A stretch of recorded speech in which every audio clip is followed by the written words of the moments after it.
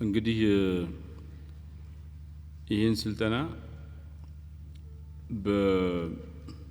በአዲስ የስልጠና መንገድ ነው ለመከተል እየሞከርኩ ያለሁት እና በስልጠናው እየሰጠሁ በመጣሁ ቁጥር የበለጠ ሪፋይን ለማድረግ ምን ለማድረግ ሞክረናል። በዚህ ስልጠና የትልቁ ስዕል ኃይልና እድገትና ስኬትን የማስመዝገብ ሳይንስ ከግለሰብ እስከ ሀገር የሚል ታይትል ይኖረዋል። ከዛ ቀጥለን ያገኘነው ዳግማዊ እድል ትርጉምና ፋይዳ ከሀገር እስከ ግለሰብ ሰከንድ ቻንስ አግኝተናል። ሶስተኛው ሁሉን ነገር ፈርሶ በሚገነባበት ጊዜና ዓለም ራስን የማቆየትና ጠቃሚ አስተዋጽኦ የሚያደርግ ግለሰብ፣ ቡድን፣ መሪ፣ ተቋምና ሀገር ሆኖ የመቀጠል ጥበብና ሳይንስ ኦርጋናይዜሽናል ሬዚሊየንስ ማለት ነው። እናየዋለን። ይሄም እንደ ቶፒክ ሆኖ አጭር ነው። በዚህ ዓለም በ85% ኋላ ላይ እናየዋለን። ተቋማት አይቀጥሉም። ተቋማት ምናምን ሁሉ ብዙ ተቋማት ይፈርሳሉ። ጠቃሚ ተቋማት አይደለም። አንድ ተቋም ወይ ፌል ስላደረገ አላስፈላጊ ነው ተብሎ ይፈርሳል፣ ወይ በተፎካካሪዎች ተበልጦ ይፈርሳል። በቃ ሌሎች ተፎካካሪዎች መጥተው ከሱ በላይ ይህን ስራ ሰርተውት አላስፈላጊ ያደርጉታል። ሶስተኛው ደግሞ ሳክሰስፉል ከሆነ ስራው ላይ ሳክሰስፉል የሆነ ተቋም በሁለት መንገድ አላስፈላጊ ሊሆን ይችላል። አንደኛ ራሱን ረንደንደንት ያደርጋል፣ ራሱን በድግግሞሽ እንትን ያደርገዋል ችግሩን ስለሚፈታ ማለት። ሁለተኛው ደግሞ ስኬታማ የሆነና የታበይና ዘ ፐኒሽመንት ኦፍ ሳክሰስ የስኬት ቅጣት ይደርስበታል። አራተኛው በልፋታችንና በጋራ ጥረታችን እስካሁን ያገኘነውን ድል እያሰብና እያጣጣም ለታላቁና ለወሳኙ አይቀሬ ድል የመዘጋጀት ጥበብና አካሄድ የግለሰብ፣ የቡድኖች፣ የመሪዎች፣ የተቋማትና የሀገራት እጣ ፈንታ ይላል። እስካሁን ያስመዘገብናቸው ድሎች አሉ። እነሱን ሰለብሬት እናደርጋለን። ከዛ በዚህ ድል ሳናኮራረው ሰለብሬት እናደርገዋለን። ኦቨር ሰለብሬት አናደርገውም። እንዴት አድርገን ከዛ በኋላ አስቀጥለን እንትለዋለን ነው። ከዛ ውጤታማና ስኬታማ ተቋም ለመሆን ምን አይነት ስኪል ነው የሚያስፈልገው? ለግለሰቦች፣ ለቡድኖች፣ ለመሪዎች፣ ለተቋማትና ለሀገራት ስኬታማ የለውጥ ጉዞ አስፈላጊና ጠቃሚ የሆኑ ችሎታዎችና እነዚህን ችሎታዎች የራስ የማድረግ እና የመላበስ ጥበቡ፣ ስትራቴጂውና የተግባራዊ እርምጃ አወሳሰዱ። በዚህ ስር ወደ 11 ስኪሎች ያስፈልጋሉ። አንድ ተቋም ስኬታማ እንዲሆን፣ አንድ ግለሰብ፣ አንድ ሀገር የማወቅ የመፈጸም እና በማያቋርጥ ሁኔታ ውጤታማ የመሆን ሚስጥርና የግል ጉጉትና የጋራ ጉጉት ኃይልና አስተዋጽኦ የኪዩሪዮሲቲ እና ኮሌክቲቭ ሴኩሪቲ የሚባል ኪዩሪዮሲቲ እና ኮሌክቲቭ ሴኩሪቲ ማለት ይሄ እናየዋለን ዛሬ። የሀሳብና የግለሰብና የማህበራዊ ምናብ ኃይልና ጥራት ለሳካ የለውጥ ምህዋር የሚያበረክቱት አስተዋጽኦ ከግለሰብ እስከ ሀገር የስኬትና የውድቀት መሰረታዊያንና የማያቋርጥና አዳጊ የሆነ ስኬትን የማስመዝገብና ውድቀትን በርትቶ የማስወገድ ስትራቴጂ፣ ሳይንስና ጥበብ ከግለሰብ እስከ ሀገር መሪነት፣ የመሪነት ልማትና መሪነት የሚለማባቸው ተቋማት ከግለሰብ መሪነት እስከ የስርዓት መሪነት ድረስ መሪነትን የማልማትና በቀጣይነት ብቁና ውጤታማ የሆኑ መሪዎችን የሚያፈራ ስርዓትና ተቋማዊ አሰራር የተላበሰ የመሆን ሚስጥር የሚፈታበት ቁልፍ መሆን የሚያስችል ስኬታማ የጉዞ ንድፍ መሰረታዊያን የአስተሳሰብና የእሳቤ አድማስ መሰረታዊ ለውጥና ስኬታማ የመሆን ሚስጥራት ኮሚኒኬሽንና ዘርፈ ብዙ ጥቅሞቹና አተገባበሩ ከግጭት አፈታት እስከ የሰላም ግንባታ ግብዓትነት የማሳመን የማመን ኃይልና ተግባራዊ ተነሳሽነት እንቅስቃሴ በማድረግ ከወትሮ የሚያጣጥፍ ግዙፍና አድማስ ብዙ ታላላቅ ለውጦችን የማስመዝገብ አቅምን የሚያላብሱ አሰራሮችና ልምዶችን የሚያስገኙ ንቅናቄዎች የማድረጊያ ሚስጥሮች ስኬታማ የለውጥ ጥረቶች ሚስጥርን ፍለጋ ከችግር ትንታኔ እስከ የመፍትሄ ንድፍ መሰረታዊያን የመፈጸም ጥበብና ኃይል እና የትውልዳችን ዕጣ ፈንታ የጀመሩትን የመጨረስ ሳይንስና ጥበብ መሰረታዊና ሁሉን አቀፍ ለውጥን የማስመዝገብ ኃይል ለውጥን በአግባቡ እየመሩ ዳር ላይ የማድረስ ግለሰባዊ፣ ቡድናዊ፣ መሪያዊና ሀገራዊ ጥበብ ይላል። እነዚህ ሳብ ቶፒክስ ናቸው።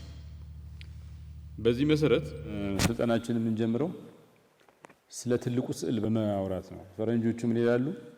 ትልቁን ስዕል ስታዩ ትንሹ ስዕል ገለል ይላቸዋል። ትንሽ ስዕል ዝም ብሎ ለጊዜው እንትን የሚል ነው። ሁልጊዜ የሆነ ነገር ትንሽና ትልቅ ነገር አለው። ትልቁን ነገር አስባችሁ ከሄዳችሁ ትንሹን ነገር እግረ መንገዳችሁን ታገኛላችሁ። ትንሹን ነገር ብቻ ማዕከል አድርጋችሁ ከሄዳችሁ ግን አንዳንዴ ትንሽ ነገርና ትልቅ ነገር ይጋጫል።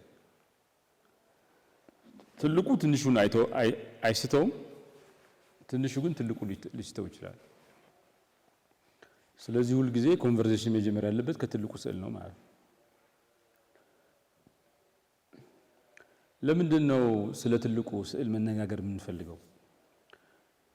ለምን ያስፈልጋል? ስለ አፍሌክስ ስናወራ ስለ ትልቁ ስዕል መነጋገር የሚያስፈልጋል ለምንድን ነው? ክላሪቲ ኦፍ ፐርፐዝ ይባላል። የዓላማ ግልጽነት ሲኖር አንድ ሰው በሚሰራው ስራ ላይ ዓላማ ግልጽነት ተፈጥሯል። የአንድ መስሪያ ቤት ሰራተኞች ክላሪቲ ኦፍ ፐርፐዝ አላቸው ሲባል ሰራተኞቹና አመራሩ የመስሪያ ቤቱ ዋነኛ ቪዥን ዋነኛ ራዕይ ጋር ተሰናስነዋል ማለት ነው። አላይንመንት ዊዝ ኤ ኮምፔሊንግ ቪዥን አላይንመንት አለ ማለት ነው። የዓላማ ግልጽነት ካለ አመራሩም ሰራተኛውም እያንዳንዱን ነገር ሲሰራ የመስሪያ ቤቱን ዋነኛ ራዕይ ግምት ውስጥ በማስገባት ነው ማለት ነው። እያንዳንዱ ነገር የሚመነዘረው ከመስሪያ ቤቱ ራዕይ አንፃር ይሆናል ማለት ነው። ስለዚህ ሁለቱንም ይሄ ኢንትሪንሲክ እና ኤክስትሪንሲክ ሞቲቬሽን ሰራተኛው የመስሪያ ቤቱ ፐርፐዝ ላይ የመስሪያ ቤቱ ዓላማ ላይ ግልጽነት ካለ ሰራተኛው እዛው ያለ ውጫዊ ተነሳሽነት ያገኛል። የመስሪያ ቤቱን ዓላማ ለማሳካት ሲሰራ ደግሞ የራሱን ኮል ኦፍ ላይፍ የራሱን ፐርፐዝ በዛውም ያገኛል። ዓላማ የአንድ ሰው የውስጥም የውጭም ተነሳሽነት መነሻ ይሆናል ማለት ነው። ኤክስትሪንሲክ እና ኢንትሪንሲክ ሞቲቬሽን ምንጭ ይሆናል።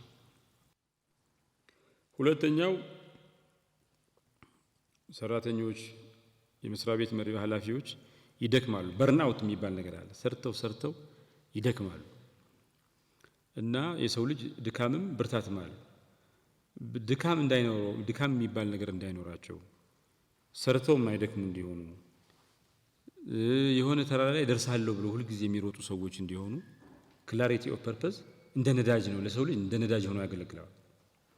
አንዳንዴ ከሩቁ የማይታይ ነገር ሲኖር ተስፋ ያስቆርጣቸዋል።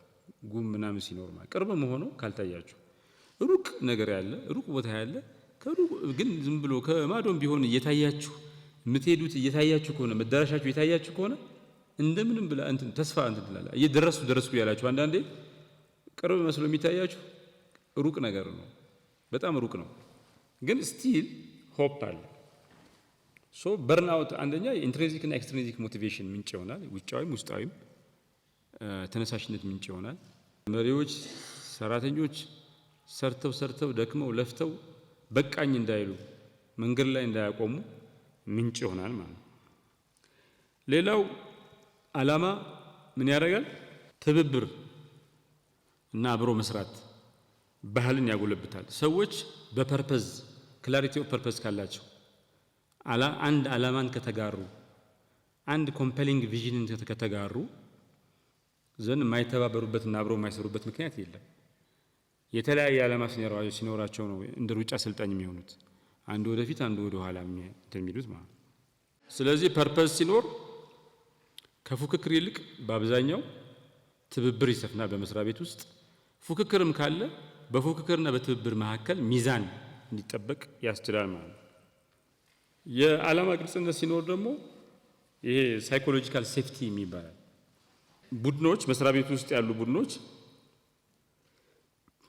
ሪስክ እንዲወስዱ፣ አዳዲስ ነገር እንዲፈጥሩ፣ አዳዲስ ነገር ለመፍጠር የሚያስችል ካልኩሌትድ የሆነ ሪስክ እንዲወስዱ የስነ ልቦና መረጋጋትን ዋስትናን ይሰጣል ማለት ነው። በዚህ ሁኔታ የሚፈጠር ግጭት ካለ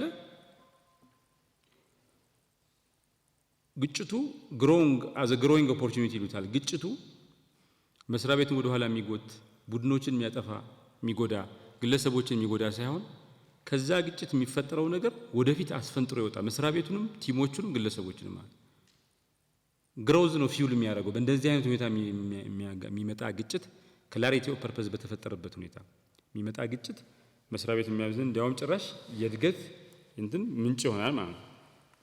ስለ ቢገር ፒክቸር ስናወራ ስለ ትልቁ ስናወራ የምንሰራው ስራ ትልቁ ስዕል አይተን ከሆነ አንድ የተለመደ አባባል አለ።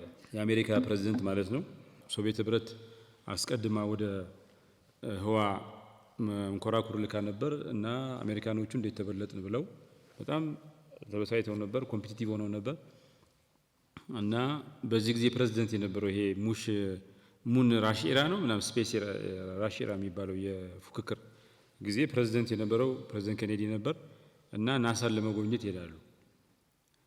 ስለዚህ እንደምታውቁት የስፔስ ፕሮጀክት በጣም ውድ ነው እና ፕሬዝዳንቱ ማየት ያለባቸው በጣም ውድ ነገር ስለሆነ ለማሳመን ነው። ሶቪየት ህብረት እንድንበጣት ከፈለጋችሁ አሁን አካክሰን ሌላ ታሪክ እንድንሰራ ከፈለጋችሁ በጀት መድቡልን ነው የሚለው። እሱን ለማሳየት ለማየት በጀቱን ከመፍቀድ በፊት ወደ ናሳ ሄዳል ፕሬዝዳንቱ ማለት ነው። በሄደ ጊዜ ብዙ ነገር አይቶ ያው ትንሽ ኤክስፔንሲቭ ነው ይሄ በጀት ብሎ አስቦ ሲወጣ አንድ የጽዳት ሰራተኛ ግቢውን እያጸዳ ያገኛል እና ፕሬዝዳንት ኬኔዲ ምን እያረክ ነው አለው። ጽዳት ሰራተኛው አይ እኔ አሜሪካዊ ጨረቃ ላይ ለማውጣት አገሬን እያገዝኩ ነው አለው። እንግዲህ ሰውየው ጽዳት ሰራተኛ ነው። ዝም ብሎ ሲያጸዳ ምናምን ትንሹን ነገር ቢያስብ በቃ ጽዳት ነው ምናምን ቢል ሊሰንፍ ይችላል። የሰው ልጅ በትንሹ ስዕል ይልቅ በትልቁ ፒክቸር ሞቲቬትድ የመሆን ባህሪ ያለው ግራንደር ኮዝ ይፈልጋል። ኮዝ ከሌለው የሰው ልጅ ያስቸግራል። መጥፎ ነገር ውስጥ የሚገባው ትክክለኛ የሆነ ትራንስፎርሜቲቭ ኮዝ ሲያጣ፣ ኮዝ የሌለው ምክንያት የሌለው ፐርፐዝ የሌለው ሰው ከመሆን ይልቅ የሰው ልጅ ኮዝ ያለው መጥፎ ሰው መሆን ይመርጣል። ፐርፐዝ እንፈልጋለን ህይወታችን ላይ። ስለዚህ ይሄ ሰውዬ ምን ያለው ጽዳት ሰራተኛው እንግዲህ ትልቁን ነገር እያየን ነው የሚሰራው። አሜሪካውያን ሄዶ በመንኮራኩር ጨረቃ ላይ እንዲያርፉ እያገዘ ነው። ጽዳት ከሌለ ሳተላይት ከቆሸሸ ሰፈር ግቢ ከቆሸሸ አይሳካም ብሎ ነው የሚያስበው። እንግዲህ በጣም ትልቁን ፒክቸር እያየ ስለሆነ በስራው ላይ ትጋትና ፕሬዚደንት ኬኔዲ በጣም ገርሞት ይሄ መስሪያ ቤት ከጽዳት ሰራተኛ ጀምሮ እስከ ላይ ድረስ አንድ ዓላማን የተጋራ መስሪያ ቤት ነው ብሎ በጀት እንዲፈቀድ ምክንያት ሆኗል። የኢንተርናል ኮሚኒኬሽን ፓወር ማሳያ ተደርጎ በብዙ እንትን ይወሰዳል። ክላሪቲ ኦፍ ፐርፐስ ሲኖር ምን ያመጣል? በመስሪያ ቤት ርዕይ ዙሪያ ግልጽነት ይፈጠራል። በዛ ምክንያት የተግባር አንድነት ይፈጠራል። ዩኒቲ ኦፍ አክሽን። ተመሳሳይ ዓላማ ያላቸው ሰዎች አንድ ነገር ሲፈጽሙ ጽዳት ሰራተኛ ሊሆን ይችላል፣ ኃላፊ ሊሆን ይችላል፣ ዲፓርትመንት ሄድ ሊሆን ይችላል፣ ስራ አስፈጻሚ ማንም ሰው ሊሆን ይችላል። ግን ሁሉም ስራውን ጥንቅቅ አድርጎ ይሰራል፣ ትልቁን ነገር እያየ ስለሆነ ማለት ነው። ኮሌክቲቭ አክሽን በግሩፕ የሚሰሩ አንድ መስሪያ ቤት ውስጥ በተናጠል የሚሰሩ ስራዎች አሉ። በቡድን የሚከወኑ ስራዎች ደግሞ አሉ። ይሄ በቡድን የሚከወን ስራ እንዲሰራ የሚያስፈልገው መተማመን፣ ሶሻል ካፒታል፣ ትረስት እንዲፈጠር ያደርጋል። ኮሌክቲቭ አክሽን በተለይ እንደኛ የብሔር ብዝሃነት የሃይማኖት ብዝሃነት ባለበት ሀገር ኮሌክቲቭ አክሽን በጣም ወይ የለም ካለም የተሟላ አይደለም፣ በዛ ላይ ቀርፋፋ ነው። በመሆኑ ኮስትሊ ነው። አንድ ሰው በግል እንትን ይላል፣ በቡድን ስራ ስትለው ከባድ ችግር ይመጣል። ሌላው ትልቁን ፒክቸር ስታዩ አሁን ያ ሰውዬ አሜሪካዊ ነው። እያንዳንዱ አሜሪካዊ በአሜሪካ ብሔር የተቃጠለበት ጊዜ ነበር። እንዴት ሶቪየት ህብረት ትበልጠናለች ብሎ ሲያጸዳ ይሄ እልህ ይዞ ስለሆነ በኖርማል ጊዜ ከሚያጸዳው ነገር ከዛ በፊትም ይሄ ከውዝ ከመፈጠሩ በፊት በኋላም በፊትም ከሚያጸዳበት ሁኔታ በጣም በከፍተኛ ደረጃ ለውጥ አለው። ኢፌክቲቭ ሆኗል ማለት ነው። ሁሉም ሰው ትልቁን ፒክቸር ሲያል ነዳጅ ይገፋል፣ ገፊም ሳቢም ይሆናል ማለት ነው። ስለዚህ ኢነር ሞቲቬሽን ያመጣል። ኢነር ሞቲቬሽን ሰራተኞቹ ተነሳስተው ኢነርም ኤክስትሪንሲክም ኢንትሪንሲክም ሞቲቬሽን እንዲኖራቸው ያደርጋል። የቡድን አላይንመንት ደግሞ ቡድኖች በየመስሪያ ቤቱ ያሉ ቡድኖች የሆነ ቡድን ሊሆን ይችላል፣ የሆነ ዲፓርትመንት ሊሆን ይችላል፣ የሆነ ምናምን ሊሆን ይችላል። ከመቼውም ጊዜ በላይ ተግባብተው ተሰናስነው እንዲሰሩ ትብብር ዋነኛው የመስተጋብር ገጽታ እንዲሆን ይሰራሉ ማለት ነው። የደሃ ሀገራት ወደ ኋላ መቅረት አንዱ ምክንያት ኮኦርዲኔሽን ፌሊየር ነው ይባላል። በአንድ መስሪያ ቤቶች መካከል፣ በዲፓርትመንት መካከል፣ በቡድን መካከል፣ በዘርፍና በዘርፍ መካከል ኮኦርዲኔሽን ፌሊየር አለ። የትልቁን ፒክቸር የሚያይ በትልቁ ፒክቸር ላይ በትልቁ ስዕል ላይ ግልጽነት የፈጠረ መስሪያ ቤት ሲኖር ኮኦርዲኔሽን ፌሊየር አይመጣም። ይልቁንስ ከፍተኛ የሆነ የትብብርና የኮኦፕሬሽንና ኮኦርዲኔሽን መሳለጥ ይኖራል ማለት ነው። እንደዚህ ባለው ሁኔታ ሲል መስሪያ ቤቱ በህዝቡ ዘንድ ያለው ገጽታ በጣም ከፍተኛ ይሆናል። ለምን? እያንዳንዱ ሰው በመስሪያ ቤቱ ዓላማ ዙሪያ ግልጽነት አለው። ፕሬዚደንት ኬኔዲ ጽዳት ሰራተኛውን ሲጠይቅ እንዳገኘው አይነት መልስ ነው የሚያገኘው። በየቤቱ ሄዶ ስለ መስሪያ ቤቱ ያስረዳል እና ፐርፐዝ ያለው መስሪያ ቤት ሁሉም ተመሳሳይ ስለሚሆን የሚያወራው ስለ መስሪያ ቤቱ ውጭም ሄዶ ተመሳሳይ ነገር ስለሆነ ፌስቡክ ላይ ስታዩት አክቲቭሊ ስለሚሳተፍ ስለ መስሪያ ቤቱ በውጭ በሚዲያ በውጭ ማህበረሰብ ከመስሪያ ቤቱ ውጭ ያለው ሌላው ማህበረሰብ ከፍተኛ ክብር ይሰጠዋል። የመስሪያ ቤቱ መልካም ስምና ዝና በጣም ከፍተኛ ይሆናል ማለት ነው። ሌላው የብራንዲንግ ምንጭ ይሆናል። መስሪያ ቤቱ ትልቁን ነገር አይተው የሚሰሩ ሰዎች ሲኖሩት መልካም ስም ስለሚኖረው መልካም ብራንድ ይኖረዋል። አሁን ጊዜው ሰዎች ቢዚ ናቸው። በቀን ብዙ ኢንፎርሜሽን ኦቨርሎድ የሚባል ነገር አለ። በቀን ፌስቡክ ላይ የምታዩት መረጃ እንደው ፌስቡክ ማታይ ብትሆኑ ፌስቡክ ላይ አይቶ ወይ ባለቤትህ ወይ ባለቤትሽ ወይ ልጆቻችሁ፣ ጎረቤት ሰው፣ እናት፣ አባት፣ ወንድም ይነግራቸዋል። ኦቨርሎድ አለ። ሰዎች ሁሉንም የተቀበሉትን መረጃ ፕሮሰስ የማድረግ አቅም የላቸው፣ ይረሱታል። ፕሮሰስም አድርገው እንትን ያሉት ምርጥ ስራ እየሰራህ ዝም ካልክ ሰው ላይ ገባው ይችላል። እንደዚህ የተሰበሰበ ራሱን ብራንድ የሚያደርግ በመስሪያ ቤታቸው ዙሪያ የተሰበሰቡ ሰራተኞች ሲኖሩ መልካም ስምና ዝና ይኖረዋል። እዛው እያለ ለብራንዲንግ ግብአት ይሆናል ማለት ነው።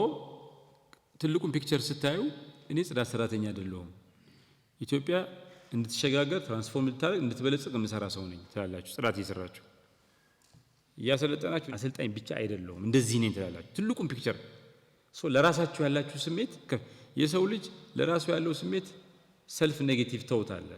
ሰልፍ ኔጌቲቭ ተውት፣ ሰልፍ ሳቦቴጅ፣ ሰልፍ ዳውት የሚባል ነገር አለ። ለራሱ ያለው ስሜት መጥፎ በመስታወት ሳይ ሂድ አንተ መጥፋት አለብህ ምናምን ብሎ የሚያስብ ሰው አለ። ራሱን የሚጠላ ሰው አለ። ስለ ራሱ የሚጠራጠር ሰው አለ። እችላለሁ አልችልም ምናምን። የሰው ልጅ በራሱ እርግጠኛ መሆን ለራሱ መልካም አስተሳሰብ ሊኖረው ይችላል። በራሱ ሊጠራጠር፣ በራሱ ላይ ደግሞ ኔጌቲቭ አስተሳሰብ ሊያሳድር ይችላል። ትልቁ ፒክቸር አይተው በሚሰሩ ሰራተኞች ሲኖሩ፣ አመራር ሲኖር ዓላማን ራዕይን ይጋራሉ። በዛ ምክንያት ትብብር ዋነኛው መስሪያ ቤት ነው። ፉክክር ካለም የማያጠፋ ይሆናል። እንደገና ከትብብር ጋር ሚዛን የጠበቀ ይሆናል። ግጭት ሲኖር እንኳን መስሪያ ቤትን ትራንስፎርም የሚያደርግ እንጂ የሚያጠፋ ግጭት አይኖርም። ግጭቱ ራሱ በዛ ምክንያት እዛ መስሪያ ቤት ውስጥ የሚሰሩ ሰዎች ለራሳቸው ያላቸው ግምት ከፍተኛ ነው።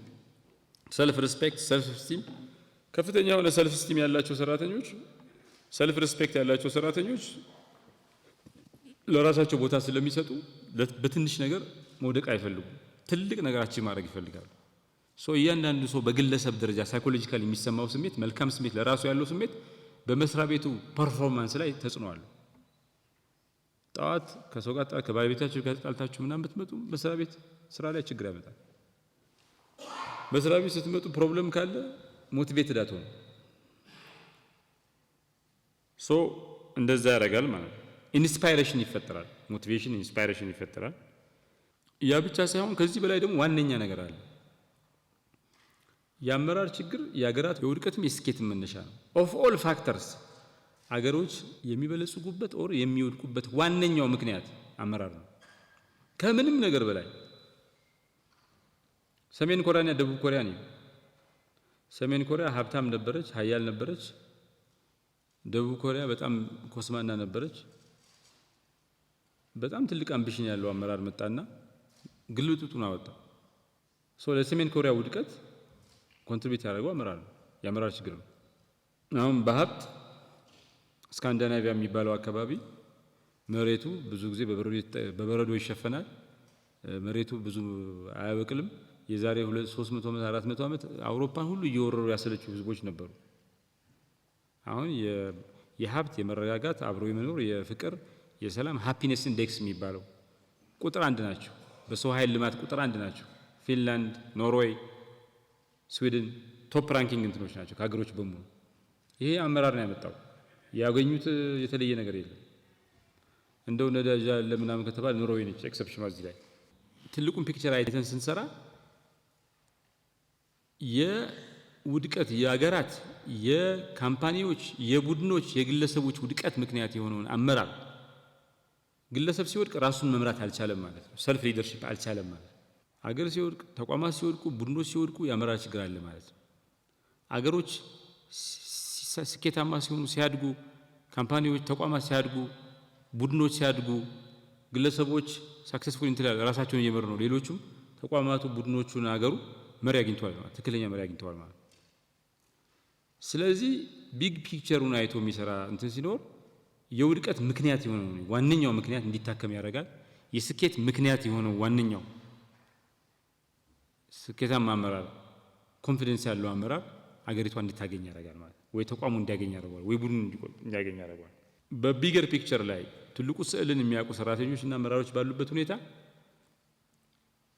ሰዎች ስለ ራሳቸው ሰልፍ አዌርነስ አላቸው። ራሳቸውን ያውቃሉ በደንብ አድርጎ። ኦርጋናይዜሽናል አዌርነስ የሚሉት ተቋሙንም በደንብ ያውቁታል። ቢገር ፒክቸሩን ያያችሁት ትልቁን ፒክቸር ያያችሁት ተቋሙን በደንብ ስለምታውቁት ነው። የማታውቁትን ተቋም ቢገር ፒክቸር አታውቁት። ትልቁን ስዕል አይቶ የሚሰራ ሰራተኛ፣ ትልቁን ስዕል አይቶ የሚሰራ አመራር፣ ትልቁን ስዕል አይቶ የሚሰራ የጽዳት ሰራተኛ ምን ይኖረዋል? ሌጋሲ ነው እየገነባ ያለው። ሌጋሲ ቢልዲንግ የሚባል አሻራ እያኖረ ነው።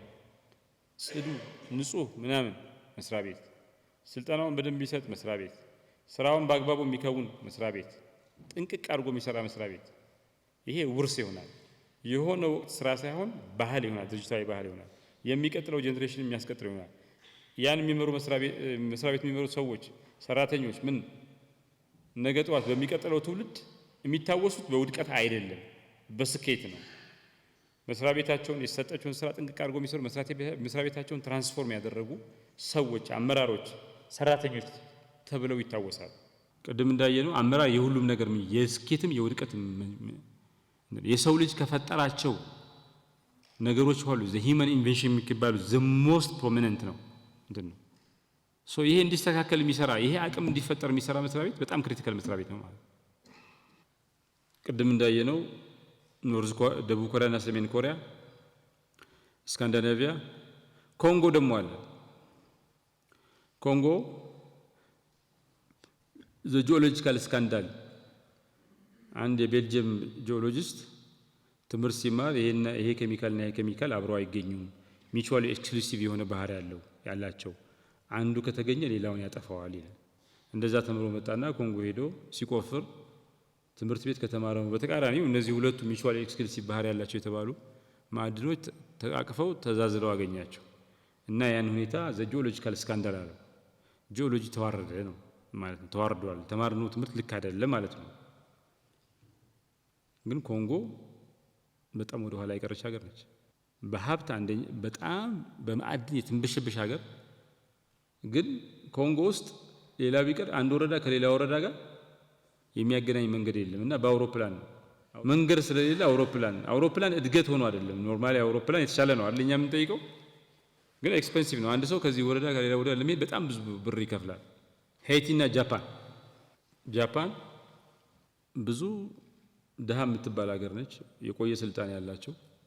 ሄይቲ ብዙ ሀብት አላት። ጃፓን አጠገቡ ያሉት ሀገራት ጃፓን ለእድገታቸው ምንጭ ጃፓን ነች። ኮሪያም አይሆንም፣ ቻይናም እንዲያውም ከቀኝ ገዢዎች መካከል የተሻለ ቅኝ የገዛቸው ሀገራት በተሻለ ሁኔታ አድገዋል የሚባሉት ጃፓን ነው። ጃፓን ቻይናን ገዝቷል፣ ኮሪያን ገዝቷል፣ ፊሊፒንስን ገዝቷል። ከፊሊፒንስ ውጭ እነዚህ ሁሉ አሁን ያደጉ ሀገራት ናቸው። ፊሊፒንስም ትሻላለች።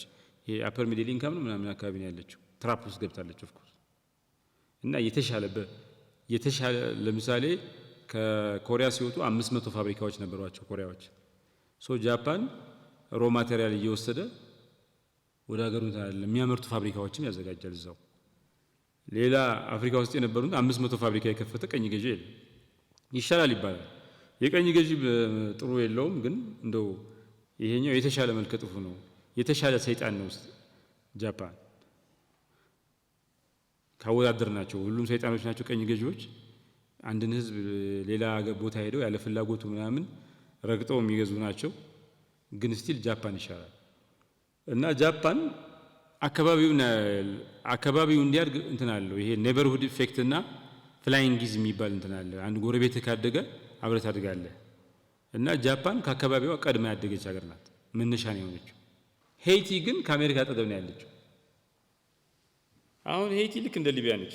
ኤርፖርቱን እንትን ታንክ ሁሉ ይሸጣል። ሄይቲ ውስጥ ገበያ ላይ ታንክ ይሸጣል። ፈረሰ ሀገር ነው ሁሉ ጊዜ እንትን ይኸው ኬንያ ሰላም አስከባሪ ልትልክ ነው አይደል? እንደዛ ነበረ ወደ ሄይቲ። ዛትማች ችግር ያለበት ሀገር ነው ሄይቲ እና ጃፓን። እንደዚህ የተራራቁት የሰማይና የመሬትን ያክል የተራራቁት በሀብት ተበላልጠው አይደለም የሚገኙበት ቀጠና። ጃፓን የምትገኝበት ቀጠና ከሄይቲ በላይ ሆኖ አይደለም። አሜሪካ የዓለም ዘሞስት ስፔንዲንግ ኢኮኖሚ ነች እና ሄይቲ ላይ የሆነ ነገር ቢመረት በቀላሉ የዓለምን ትራንስፖርት ዋጋ አሜሪካ እየተቀበለች እንትን ትላለች። ሄይቲ ለማደግ የሚያስችል ብዙ ሀብት አላት እና በጃፓንና በሄይቲ ምክንያት ያለው ልዩነት ሌላ ምንም አይደለም፣ የተቋማት ግንባታ ነው። ተቋም መገንባት በጣም ያደክማል፣ በጣም ይጎዳል። ራስን ይቅርብኝ ብሎ ባለፈው እንዳልኩት ቪዲዮዎቹን ታያላችሁ ኋላ ላይ ነገር ይቅርብኝ ብሎ ተቋም መገንባት ሊኒየር ፓዝ አይደለም። ዝም ብላችሁ ቀጥ ባለ መስመር የሚሰራ አይደለም፣ ያደክማል። መውደቅና መነሳት። ይቅርብኝ ማለት ደግሞ የተቋም ግንባታ ማለት ዲፓትሪሞናይዜሽን ነው። ፓትሪሞናይዜሽን ማለት አንድን ስራ ምናምን ጥቅም ምናምን በዝምድ በአምቻ ጋብቻ በአውቀልሃለሁ ምናምን መከፋፈል ማለት ነው። ተቋም የሚገነባ ሰው ስርዓት ስለሚኖር እንደዛ ማድረግ አይችልም። ተቋም መገንባት አለብኝ ብሎ የሚነሳ መሪ ይቅርብኝ ብሎ ነው ማለት ነው። ስርቆቱ ምኑኑ ይቅርብኝ ብሎ ነው፣ በራሱ ትልቁን ፒክቸር አይቶ ነው ማለት። ለተቋም ግንባታ ራሱ ምክንያት የሚሆነው መሪው ነው ማለት። ይሄ ወደ ኢትዮጵያ እናምጣውና እንግዲህ ኢትዮጵያ አንደኛ ችግሮቻችን ውስብስብና ስር የሰደዱ ናቸው። ለምሳሌ የሜዳ አህያ ነገር አለ፣ ነጭና ጥቁር። ጣሊያንን፣ ግብፅን፣ እንግሊዝን በተወሰነ መልኩ ቱርክን፣ ፖርቹጋልን ነው ብለን ተዋግተናል፣ አንገዛም ብለን። በሌላ መልኩ ደግሞ ፈረንጅ አምላክ ሆነን እንገኛለን። የኛ እንትን እንደዛ እንደ ለምሳሌ እንደ ደቡብ አፍሪካውያን አይደለም። አጌንስት እንትን ያለ ጠንካራ አይደለም። አንዳንድ ጊዜ በቀኝ ከተገዙ ሀገሮች በላይ በልጠን ስንቀበል እናያለን። አለመግዛታችን እኮ የራሳችን ህንዶች አይታችኋቸዋል። ልብሳቸው ሃርቫርድ ፕሮፌሰር ሆኖ ምናምን ልብሳቸዋለች የሚለብሷት። እኛ ወደ ኢኮኖሚ ሲመጣ፣ ወደ ልብስ ሲመጣ፣ ወደ ባህል ሲመጣ ናሽናሊዝሙ የለም። እዛች ጦርነቱ ላይ ይቀራል። የሆነ ጉራማይሌ ነገር አለ። ገዳ ስርዓትን ፈጥረናል። በአባባል ዴሞክራሲ አለን፣ ግን ዴሞክራሲ ለማግኘት ብዙ ዓመት ወስዶብናል። ስንት ጊዜ ወደ ዴሞክራሲ መንገድ ነው። አድዋ ላይ ጣሊያንን አሸንፈናል። ከአድዋ እስከ ማይጨው ጦርነትን ተኝተናል። ጣሊያኖቹ ማኒፋክቸሪንግ የሚባለው ጂዲፒ ሬሽዮ ማኒፋክቸሪንግ የፋብሪካ ምርት ለጂዲፒ የነበራቸው 18 ምናምን በነበረበት 17 16 አድርሰውታል። ከአድዋ ወደ ማይጨው ማለት እኛ ተኝተን ጠበቅናቸው። ጭራሽ ዘመናዊነትን በስሁት መንገድ ተቀበለን ጠበቅናቸው። ምን ሆነ? እንዴት ነው? የጥቁሮች ሁሉ ኢንስፓይሬሽን ሆነን መነሻ ሆነን ጥቁሮች ለራሳቸው ያላቸውን ግምት ዝቅተኛ የነበረውን እንትን አስተካክለን ለምንድነው ያ ናሽናሊዝም ወደ እድገት ያልተመነዘረው? መጀመሪያ ለምንድነው ወደ ኢኮኖሚ ያልመጣው? ለምንድነው እርስ በርስ እንድንዋደድ ኮኦፕሬት እንድናደርግ ያላረገ? ይገርማል። ከዛ በኋላስ እንዴት ተኛን? ጣሊያን ተሸንፎ እያለ ተስፋ ቆርጦ ዝም ማለት ሲገባው ሌላ ለኛ ትውልድ መጥቶ የአባቶቻቸውን ሽንፈት በቃ ተሸንፈናል ብሎ ቁጭ ማለት ሳይሆን በእልህ በወኔ ተነስቶ የተሻለ ሀገር ሆኖ መጥቶ ወረረ። ቢያንስ 5 ዓመት ብዙውን ፓርቲ ኢትዮጵያ ይዞ እንትን አለ። እኛ ተኝተን ጠበቅ ነው ማለት ጠላት እንዳለን እያወቅን ቅኝ ገዥነት እንዳለ እያወቅን ሞተን ያስከበርነው ነፃነት እንዳለን እያወቅን በቀጣይነት ስለማስከበር የኮንሲስተንሲ ችግር አለብን። ሜዳህያ ይችላል። የስልጣን ሽግግር ሰላማዊ ሆኖ አያውቅም። ሌላ ቢቀር የሞደርን ኢትዮጵያ የሚባለው ከቴዎድሮስ አጼ ቴዎድሮስ መቅደላ ላይ ራሳቸውን አጠፉ። እንግሊዝ ወሯቸው። ልጃቸው ያለ ውዴታው ወደ እንግሊዝ ሀገር ተወሰደ፣ ልዑል ዓለማየሁ። ከዛ በእሳቸው እግር አጼ ዮሐንስ መጡ። አጼ ዮሐንስ መተማ ላይ ሞተው ስልጣን ወደ ሚኒሊክ መጣ። ሚኒሊክ ይሻላል ብለው የሞቱ አጼ ሚኒሊክ የሞቱ ጊዜ 5 ዓመት ምናምን አልሞቱም ተብሎ ተደብቋል። ያው ትራንዚሽን ችግር ስላለ የሚወርስ ጠንካራ መሪ ስለሌለ ከዛ እሳቸው ልጅ ኢያሱን አውርሰው ሄዱ። ልጅ ኢያሱ ታስሮ እስር ቤት ግፍንትን ብሎ ጣሊያን የማጭው ጦርነት ላይ አሸንፎ ወደዚህ ሲመጣ ተገደለ እና ንጉሱም ለመጀመሪያ ጊዜ ወደ እንግሊዝ ሀገር ሄዱ። መንግስቱ ኮሎኔል መንግስቱ ጥለው ሄዱ። ሌላም ብዙ ታሪካችን ውስጥ እንደው በንጉሱ ስርዓት እንኳን ከአባት ወደ ልጅ ተላልፎ አያውቅም። ኦልሞስት ኢያሱ ነበረ። ኢያሱም ተገልሏል እስር ቤት። በስሙት ትራንዚሽን ነው ማለት በፍጹም አይቻልም። እንደው የንጉስ ልጅ መሆን ስልጣንን በሚያስገኝበት ወቅት ሌሎቹ 500 600 ዓመት ከልጅ ወደ ልጅ ምናምን አንድ ሰርወ መንግስት ሲኖር እኛ ጋር በጣም ኢምፖሲብል ነው። ጣሊያንን ምናምን አድዋ ላይ ያሸነፈ ህዝብ እንዴት ነው? ሌላው ቢቀር በንጉሱ ስርዓት እንኳን ፒስፉል ትራንዚሽን ያልነበረው ለምንድን ነው? ፓወር ቢኮዝ ፒስፉል ትራንዚሽን ከሌለ ሁልጊዜ አብዮት ነው። ሁልጊዜ ጀማሪዎች ሆነናል። ሁልጊዜ የጀመርነውን ማንጨርስ ህዝቦች ሆነናል። ብዙሃነታችን ዲፕ ዳይቨርሲቲ ነው። የሃይማኖት የብሔር እንትን አለ። ለምሳሌ አውሮፓ ውስጥ የተለያዩ ብሔሮች አሉ። ብሔሮቹ አብዛኞቹ ግን ተመሳሳይ ቋንቋ ይናገራሉ። የብሔር ልዩነት የቋንቋ ልዩነት ማለት አይደለም። የተለያየ ብሔር ነን የሚሉ ሰዎች ተመሳሳይ ቋንቋ ይናገራሉ። የኛ የቋንቋ ብዝሃነት አለው፣ የሃይማኖት አለው፣ የብሔር አለው። በዛ ላይ ጎረቤት ካሉ ብሔሮች ጋር ተመሳሳይ የምንጋራው ብሔር አለ፣ ብዙ በጣም ብዙ። ኢትዮጵያ ከሁሉም የአፍሪካ ቀንድ ሀገራት ጋር ትዋሰናለች። ከሁሉም ጋር ደግሞ ብሔር ኦልሞስት የምትጋራዋል።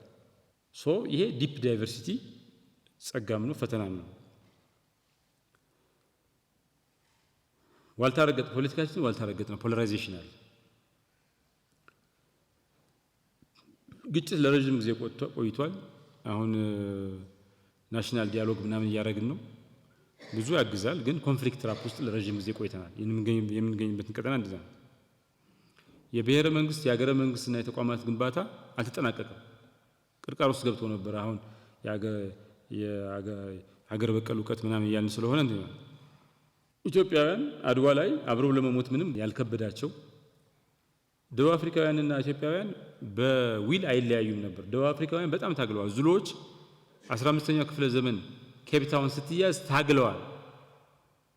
አልጀራውያን በጣም ታግለዋል። ሊቢያውያን ዑመር ሙክታር እየመራቸው ጣሊያናውያን በጣም እንትን ብለዋል።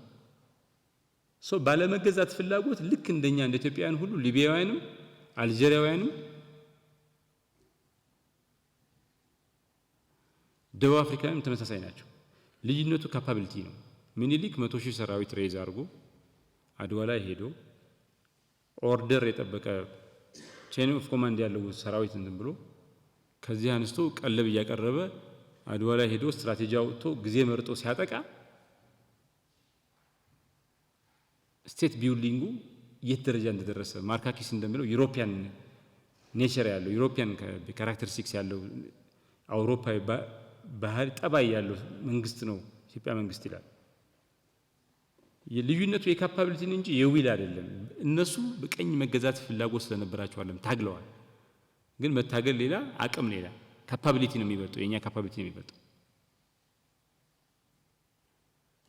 ይሄ ካፓቢሊቲ እያለን ግን እንዴት ነው ከእድገት ያልመ እንዴት ነው የበለጸግን ያልሆን ነው?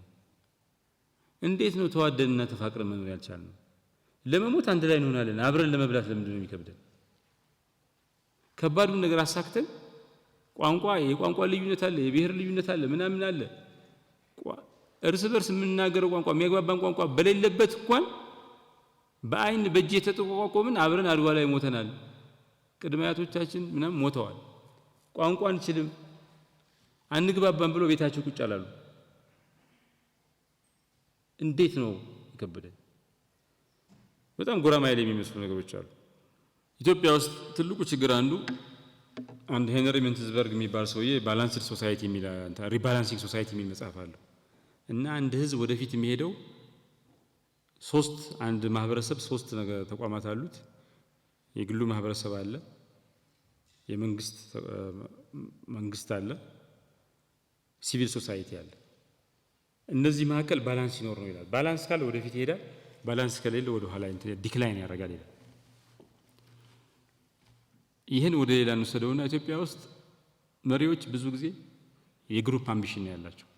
ያ በግሩፕ እንግዲህ መሪነት የሚፈጠረው ራሱ የሰው ልጅ ማህበራዊ እንስሳ ፍጡር ስለሆነ ነው። አንድ ሰው ብቻውን ከሆነ መሪ ላይ ያስፈልገው ይችላል፣ ራሱን ነው የሚያወራ። ሰልፍ ሊደርሺፕ የሚባል አለ። 20 30 40 100 ከሆኑ ግን የሚያስተባብራቸው ይፈልጋል፣ የሚያቀናጃቸው። መሪነት የሚመጣው ከዚህ ነው፣ ከሶሻል ቢንግስ በመሆናችን ነው። መሪነት ራሱ ከሰው ልጅ ተፈጥሯዊ ማንነት ጋር ይገናኛል። ግን ትልልቅ መሪዎችን ያየን እንደሆነ ያው የሚዋደቁት ምናምን ለቡድን ለሆነ ለሚወክሉት ፖለቲካ ፓርቲ ምናምን ጥቅም ነው። ግን የግል አምቢሽን ያስፈልጋቸዋል መሪዎች። ትልልቅ ነገር የመስራት ለአሻራ የሚጨነቁ መሪዎች መሆን አለባቸው። የግል አምቢሽን ኢትዮጵያ ውስጥ ግለሰብ በቡድን እንቅስቃሴ ይደፈቃል። ዋናው ፖለቲካችን ምናችን የቡድን ስለሆነ ብዙ የግል አምቢሽን የሌላቸው መሪዎች ይመጣሉ። ለቡድን ብቻ ነው። የቡድን ደግሞ የቡድን ነው። የቡድን አምቢሽንም ያስፈልጋል፣ የግል አምቢሽንም ያስፈልጋል። የሰው ልጅ የሰራቸው ትልልቅ ነገሮች ሞቲቬትድ የሆኑ በግራንደር ካውዝ ነው። ሰዎች ሰልፊሽ ናቸው፣ ለራሳቸው የተለየ ነገር አላቸው። ስሞት በምንድን ነው የምታወሰው? ትልቅ ነገር ሰርቼ መታወስ ፈልጋለሁ ምናምን የሚሉ ትልልቅ ነገሮች ምንጭ የሆኑት እነዚህ ትንንሽ ነገሮች ናቸው። ትንንሽ የሚመስሉ ሰልፊሽ የሚመስሉ ነገሮች ናቸው ለብዙዎቻችን። የቶማስ ኤዲሰንና የቴስላ ፉክክር ብዙ ነገር ብሎ ቴክኖሎጂን ቀይሯል። እነሱ የሰው ልጅ ለመቀየር ምናምን ለማገዝ አይደለም ሲፎካከሩ ነው ያመጡት። ሲፎካከሩ ግን ውጤቱ ለሁላችን የሚተርፍ ነው። አሁን ላይት ባልብ ባይኖር ኖሮ አንተያይም ነበር፣ እንደዚህ ጨለማ ላይ ነው የማወራው። ይሄን መብራት የፈጠረው ቶማስ ኤዲሰን ነው። ከዛ ግን መብራቱን በዲሲ ሳይሆን በዳይሬክት ካረንት ሳይሆን በኦልተርኔት ካረንት እንዲሆን ያደረገው ቴስላ ነው። ሳሙኤል ብሏል፣ ኮምፕሊመንት ተደራርገዋል። አይዋደዱም ነበር፣ በጣም ይፎካከሩ ነበር። በስራዎቻቸው ግን ኮምፕሊመንት ተደራርገዋል። አንዱ ሌላውን አሟልቶታል፣ የጎደለውን ሞልቶታል። አንድ መሪ ለረጅም ጊዜ ከልጅነቱ ጀምሮ መሪ የመሆን ፍላጎት ሲኖረው ራሱን ያዘጋጃል። መሪ ሲሆን ምን እንደሚያደርግ ያኔ ከሆነ በኋላ ምን ላድርግ ብሎ ያስብ። ቢኮዝ በግሩፕ መሪ አትሆንም። አንድ ሰው የሀገር መሪ ሲሆን አንድ ሰው ነው ወንበሩ ላይ የሚቀመጠው። የሆነ መስሪያ ቤት የዚች መስሪያ ቤት ኃላፊ ሲሆን አንድ ሰው ነው ወንበሩ ላይ የሚቀመጠው። ሶ አንለስ አይ ሃቭ አምቢሽን ምንም የለም፣ ወንበሩ ይመክናል ማለት። ይሄ ግሩፕ ሞቢላይዜሽኑ በጣም ብሎ የግለሰብ አምቢሽን። በዛ ምክንያት በግል ውጤት የሚያመጡ በግል ዲፈረንስ የሚያመጡ አጠቃላይ ግለሰብ የሚባለው ያለው ቦታ ማህበረሰባችን ውስጥ ሌላ ቦታ ግለሰብ ተአምር ይፈጥራል። እኛ ጋር ግለሰብ ተአምር የመፍጠር አቅሙ አንደርማይንድ ነው። የሰው ልጅ ከኢንዳስትሪያል ሪቮሉሽን በፊት ብዙ እንቅስቃሴው የቡድን ነበረ። ኢንዳስትሪያል ሪቮሉሽን ለግለሰብ ነጻነት ከፍተኛ አስተዋጽኦ አድርጓል። ከዛ ቀጥሎ ሬናይሰንስ ከፍተኛ አስተዋጽኦ አድርጓል። ከዛ ቀጥሎ ሳይኮሎጂ የሚባለው ሳይንስ ከመጣበት ጊዜ ጀምሮ ግለሰቦች ከፍተኛ ቦታ እንዲኖራቸው ግለሰቦች ራሳቸውን አንደርስታንድ እያደረጉ ማህበረሰብ ግለሰብን አንደርስታንድ እያደረገ እና የግለሰቦች ሚና እየጨመረ ነው እየመጣው በዓለም ውስጥ። እኛ ጋር ግን የተገላቢጦሽ ነው። ኦፍ ኮርስ የወርልድ ኮዝ ያስፈልገናል፣ ግን ባላንስ መደረግ አለበት። ግራንደር ዓላማ ያላቸው ስለ ሌጋሲ ስለ አሻራ የሚጨነቁ ትልልቅ ነገር ሰርተው ማለፍ የሚፈልጉ ሰዎች፣ ለራሳቸው የተለየ ግምት ያላቸው ሰዎች ያስፈልጋሉ። ማህበረሰብ የሚንቀሳቀሰው እንደዛ ነው። ሞተር የሚንቀሳቀሰው በምንድን ነው? በትንሿችን ጋር ነው አይደል? ትልቁ ሞተር እሱ ያስፈልጋል። ግን በሌላ መልኩ ደግሞ ታሪካችን ውስጥ ትልልቅ መሪዎች ምን ማለት እንደሆኑ ቀምሰን እናውቃለን። አድዋ ላይ ያሸንፈናል፣ የትልቅ መሪ ውጤት ነው። አክሱም የትልቅ መሪ ውጤት ነው። ላሊበላ የትልቅ መሪ ውጤት ነው፣ የንጉሥ ላሊበላ ውጤት ነው። ፋሲለደስ እንደዛ ነው። ሐረር ጀጎል ግንብ እንደዛ ነው። ገዳ ስርዓት የትልቅ መሪ ውጤት ነው። ዝም ብለን ኢትዮጵያ የትልቅ መሪ ምድረ በዳ አይደለችም። አሁን በትልቅ መሪ ሊባል በሚችል ደረጃ ብዙ ስራ ይሰራል። ናሽናል ዲያሎግ ብዙ ነገር ይሰራል። በታሪክ ትልቅ መሪ ምን እንደሆነ፣ ትልቅ መሪ ሲኖረን ምን ያክል እንደሚያግዘን ትብለዋል። ችግሩ እነዚህ ሰው በስተቀር ሆኑት በታሪካችን ውስጥ የሆነች ምዕራፍ ውስጥ ነው የምናገኛቸው እንጂ ሁሌ ትልቅ መሪ አልነበረንም ብቻ ሳይሆን ብዙ ጊዜ ትልቅ መሪ አልነበረንም። ጥቂት አልፎ ነው የሚመጡት፣ በርተው ይጠፋሉ ትልቅ መሪዎች። ግን ትልቅ መሪ የሚባለውን ነገር ኮምፕሊት የማናውቅ ህዝቦች አይደለም። አቅማችን ደግሞ ከፍተኛ ነው። ኢትዮጵያ የተለየች ሀገር ናት። በቀኝ ጊዜ ያልተገዙ በዓለም ውስጥ ከሳውዙ ይሄ ሳውዘርን ሄሚስፌር ውስጥ ኢትዮጵያና ታይላንድ ብቻ ናቸው። ኢትዮጵያ የተለየ ብዙ አቅም አላት፣ ኦፖርቹኒቲ ያላት ኢትዮጵያ። ይሄ መሪነት ላይ ብንሰራ ይሄን ኦፖርቹኒቲ የሚጠቀሙ ሰዎች ቢኖሩ ብዙ እድል አለ ኢትዮጵያ ራሱ። ሌላው ከምንኖርበት ቀጠና የሚመጣ ፈተናም አለ እድልም አለ። እኛ የዚህ ቀጠና ጃፓን ቀጠናውን ይዛው እንደወጣችው እንግሊዝ ፍሎረንስ እና ቬኒስ ዳች እና እንግሊዝ አውሮፓን ይዘው እንደወጡት የኛ እድገት ሆርን ኦፍ አፍሪካን ኢስት አፍሪካን ብሎ መላው ሌላ ቦታ የሚኖሩ ጥቁሮችና ጭቁን ህዝቦች ደሃ ህዝቦች ኢንስፓይሬሽን እንሆናለን። ልክ አድዋ ላይ እንዳደረግነው በእድገትም ማድረግ ይችላል።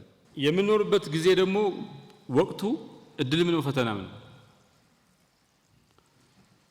የሰው ልጅ ለምሳሌ ዴሞክራታይዜሽን ኦፍ ናውሌጅ እኔ ኢትዮጵያ ውስጥ ሆኜ ሲሊከን ቫሊ አሜሪካ ብቻ ሳይሆን ዋናው የእውቀት ምንጭ የሆነው ሲሊከን ቫሊ ሴንተሩ ላይ የሚኖር ሰው ብዙ የእውቀት ልዩነት የለም። ካነበብኩ እድል አለ፣ ጉግል አለ፣ ኤአይ አለ፣ ምንም ዋናው ማንበብ ነው። ይሄ እድል ነው። በሌላ በኩል ደግሞ ይሄ ዘመን የፖሊ ክራይሲስ ብዙ ቀውሶች ድርብርብ ቀውሶች ያሉበት ኤግዚስቴንሻል ትሬትስ ያሉበት ኮቪድ-19 አይነት የክላይሜት ቼንጅ አይነት በጣም አደገኛ እንትኖች ያሉበት እድልም ፈተናም ነው ይዞ የመጣው ወቅት ነው። እድሉን ከተጠቅመን ተገላጭነታችን ከቀነስን ለሀገራችን እድገት በጣም ግብአት መሆን ይችላል። ሌላው በዚህ ሪፎርም ምክንያት የመጣው እድል ነው። ሀገራችን ውስጥ የተጀመረው 6-7 ሪፎርሞች ወድቀዋል፣ እድሎች ወድቀዋል። ሪፎርሞች ሳይሆን የመለወጥ እድሎች ኦፖርቹኒቲስ ባክነዋል። ይሄ ሪፎርም ቢያንስ ናውሌጅ ሲስተማችንን ለውድቀታችን ምንጭ የሆነውን ይሄ የውጭ እውቀት ማምለክ በውጭ እውቀት ኢትዮጵያ ለመቀየር መሞከር ትቶ የሀገር በቀል እውቀት የሚያምን ሪፎርም ሆኗል። አንዱ የናውሌጅ ሲስተማችንን ያስተካክላል፣ ቢያንስ ናውሌጅ ሲስተማችንን ያስተካክላል። ሁለተኛ ሁልጊዜ 6 ጊዜ 7 የተሞከረው አብዮት ነበረ። ለመጀመሪያ ጊዜ ሪፎርም ያደረገው እያደገ የመጣው የመጨረስ ባህል። አሁን ህዳሴ ግድብን እየጨረስን ነው። ጀመር ነው፣ አልተቋረጠም፣ እየሄደ ነው፣ እያለቀ ነው። ፕሮጀክቶችን በፍጥነት የመጨረስ ባህል ደግሞ ይሄ የአይዲዮሎጂ ባህል አለን፣ ከፍተኛ የሆነ አይዲዮሎጂ ጽንፈኝነት። ይሄ ቀርቶ ፕራግማቲዝም እየመጣ ነው፣ አካታችነት ምናምን። እነዚህ በለውጡ ምክንያት የመጡ አዳዲስ እድሎች ናቸው። እነዚህ ብዙ ሳንኮፋውን ይነቅለዋል። በጣም ስር የሰደዱ የፖለቲካ ችግሮቻችን እልባት ሊሰጡ ይችላሉ ከተጠቀምንባቸው። ኢትዮጵያ የሆነ ታሪኳን ስናይ ብዙ ችግር ያለባትን ነገር እናያለን። በሌላ በኩል ደግሞ ሌላ የታሪኳን ክፋይ ስናይ የመለወጥ እድል ያላት፣ የማደግ እድል፣ የመበልጸግ እድል ያላት፣ የሆነ ጊዜም ትልልቅ መሪዎች በተለያየ ጊዜ የነበራት አገር ናት። አጠቃላይ ለምንድን ነው ሊደርሺፕ ዴቨሎፕመንት የሚያስፈልገው? የኛ አንዱ ዋነኛው ስራችን አመራር ልማት ነው አይደል? የአፍሪካ አመራር ልህቀት አካዳሚ ነው አይደል? ሶ ሊደርሺፕ ዴቨሎፕመንት ነው። ልምድ የሚያስፈልግ ለምን እንደ በፊቱ ቀስ ብሎ መሪ አይሆንም። በቃ እየወደቀ እየተነሳ አንደኛ ከችግሮቻችን ባህሪ ነው የሚመነጨው። ችግሮቻችን ኤግዚስቴንሻል ናቸው ኔቸሮቻቸው። የሰው ልጅ በሙሉ እየገጠመ ክላይሜት ቼንጅ፣ ኮቪድ-19 ምናምን አይነት ችግሮች ኤግዚስቴንሻል ናቸው። የሰው ልጅ በዳች ከሎወር ሚድል ኢንካም ወደ አፐር ሚድል ኢንካም ለመግባት 270 ዓመት ወስዶባታል። አሁን ግን ፈጣን ነው ነገሩ ሁሉ ፈጣን ነው። ጊዜ አይሰጥም። ችግሩን ፈጣን ነው፣ እድሉም ፈጣን ነው። የሰው ልጅ መሪን በለመደው መልኩ በቀሰስተኛ መልኩ ይፍጠር ከተባለ መሪዎችም በተለመደው መልኩ እያጠፉ እያለሙ ለርኒንግ ከርቫቸው ሰፊ ሆነው በረጅም ጊዜ ሂደት ብቁ መሪ ይሁኑ ብንል ኪሳራው ከፍተኛ ነው። እድሎች ያመልጣሉ። የመልማት የመለወጥ እድሎች ይባክናሉ። አደጋዎች ያመዝናሉ፣ ኮስት ያደርጋሉ። የኦፖርቹኒቲው ትልቅነት ለምሳሌ 500 ዓመት በ500 ዓመት አንድ የሚገኝ ዘመን ነው ይባላል። የ500 ዓመት ኖውሌጁ፣ አሰራሩ፣ ስርዓቱ፣ የምርት አመራር ስርዓቱ ኢንተርናሽናል ኦርደሩ ፈርሶ ሌላ አዲስ ስርዓት የፈረሰ ሌላ አዲስ ስርዓት የተዋቀረ ነው።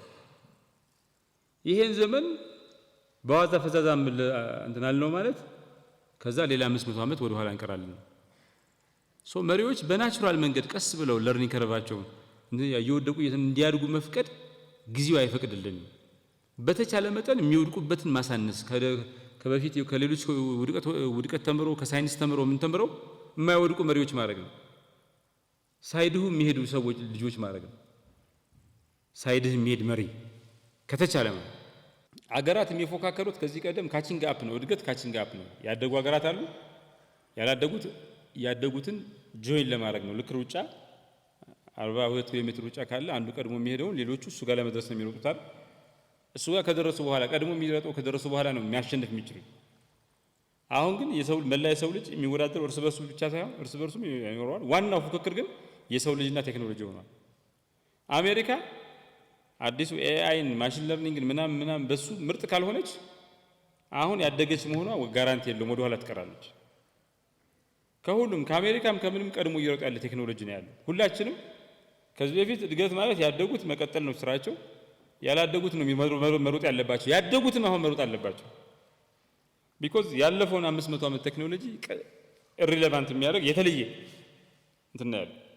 ሌላው ኮምፕሌክስ ነው። አሁን መሪዎች ብዙ ነገር ነው የሚያስተዳድሩት። መሪዎች ማለት በፊት ጦርነት ማለት ዋን ዳይሜንሽናል ነው። እዚህ ጋር ቀጥ ያለ መስመር ይሰራል። አንደኛው ቀጥ ያለ መስመር ሲያ ፊት ለፊት ነው። ከዛ ሄዶ በጩቤ ወይ በመሳሪያ በዚህ በቁመህ ጠብቀኝ ነው የሚዋጋው። እና ጦርነት ማለት አየር አለ፣ ባህር አለ፣ እግረኛ አለ፣ መሳሪያ እንትን አለ፣ አልትራሪ አለ፣ ከባድ መሳሪያ አለ፣ ድሮን አለ፣ ኢንፎርሜሽን ዋርፌር አለ፣ ሳይኮሎጂካል ዋርፌር አለ። የጦርነት የሚመራ ሰው ውስብስብ ብዙ ነገር ነው የሚመራው። አሁን ኢኮኖሚ ማለት ዲጂታል ኢኮኖሚ አለ፣ ክፍያ ክሪፕቶ ካረንሲ ምናምን አለ፣ ስፔስ ኢኮኖሚ አለ። ብዙ ነው። 500 ሳን ፍራንሲስኮ ውስጥ 500 ሰው አልባ ታክሲዎች አሉ። ኮምፒውተር ነው ትነግረዋለህ፣ ምንም ሰው የለም፣ አድርሶ ይመጣል። ውስብስብ ነው። ሊደርሺፕ ኮምፕሌክስ ነው በጣም። ዓለም አንድ መንደር ሆናለች። ኮምፕሌክስ ነው። አንዱ ሌላውን በከፍተኛ ደረጃ የውጭና የውስጥ የሚባለው ሀገር ውስጥና በፊት ዋናው የሀገር ውስጥ ሁኔታ ነው፣ የውጭ እንትን ነው ይባላል። አሁን እኮ የሀገር ውስጥና የውጭ የሚባለው ግድግዳው ፈርሷል እኮ። የውጭ ወደ ውስጥ ይገባል፣ የውስጡ ወደ ውጭ ይሄዳል። በጣም ተጽዕኖ እንትን እንላለን።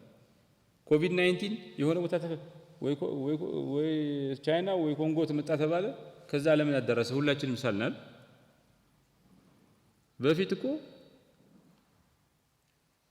በፊት ሁለት መንደሮች ያሉ ሰዎች አይተዋወቁም። ከመንደር ወደ መንደር ሰው አይሄድም። ከእሱ 2-3 ኪሎ ሜትር ርቆ ያለውን ሰው ላያውቀው ይችላል። ትንሽ ተራራ ጉብታ ካለች፣ ትንሽ ውሃ ካለች አይሻገርም። አሁን ዓለም አንድ መንደር ሆናለች። አንድ መሪ አገሩን፣ ካምፓኒውን፣ ቡድኑን ብቻ አይደለም የሚመራው፣ በሌላው ተጽዕኖ ኮምፕሌክስ ነው። አንድ መሪ የሰውን ተፈጥሮ ማወቅ አለበት፣ ሳይኮሎጂ ማጥናት አለበት፣ ኮሚኒኬሽን ማጥናት አለበት፣ ሶሺዮሎጂ ማጥናት አለበት። ማህበረሰብን ለመረዳት ማለት በደንብ ማንበብ አለበት። ምንም ሳይነበብ የሚመጣ ነገር የለም፣ ውሸት ነው። ካልሆነ መሪዎች አይደለም። መሪነት it takes pain። መራለው ካልክ ከሌላው ሰው በተለየ ሌላው ሲተኛ መተኛት የለብህም። ሌላው እግሩን አጣጥፎ ሲቀመጥ አንተ መጨነቅ አለብህ፣ ማሰብ አለብህ። መሪነት ፕሪቪሌጅ ነው። ጥቂት ሰዎች ከሌላው ሰው በተለየ የሚያገኙት እድል ነው። ያ እድል ዋጋ ያስከፍላል። ያለ ዋጋ ፕሪቪሌጁን እየተጠቀምክ መሪ ያልሆነም ብትል እየተኛህ እንደ ሰው እንደ ኖርማል ሰው 3 ሰዓት እየተኛ 2 ሰዓት እየተኛ መሪ ነኝ ብትል ዝም ብሎ ቀልድ ነው። አይደለም። መሪ ነህ ትባላለህ፣ ስልጣን አለህ፣ ግን መሪ ግን አይደለም። ውሸት ነው። ፖዚሽን ነው እንጂ ያለ you are not a leader። ሌላው መሪነት ራሱ ያለው አቅም ነው። መሪዎች እንደ ሂትለር አገር የሁለተኛው ዓለም ጦርነት እንትን ሆኖ በብዙ ሚሊዮን የሚቆጠሩ ሰዎች ሊያጠፋሉ፣ ወይም ደግሞ እንደ ማንዴላ ሆነው አንድ ወቅት የራሱ ህዝብ በግ ሌላው ደግሞ ተኩላ ሆኖ የሚታደን ህዝብ የነበረበትን ምዕራፍ ዘግቶ ሁሉም ተኩላዎች እንዲሆኑ ወይ በጎች እንዲሆኑ እድል ይፈጥራል። የህዝብ መስማማት፣ ፍቅር፣ መፋቀር ምናምን ምንጭ ይሆናል። ያልነበረ ፍቅር ያልነበረ እንትን ያመጣል። በድቅድቅ ጨለማ በጥላቻ መካከል ፍቅር፣ አብሮ መኖር፣ መተሳሰብ፣ ኮኦፕሬሽን እንዲነግስ ያደርጋል። የሌለን ነገር ኢንቨንት ያደርጋል። አዲስ ሲቹዌሽን፣ አዲስ ሪያሊቲ ኢንቨንት ያደርጋል። መሪነት ተአምር መፍጠር ይችላል። ሚራክለስ ነው።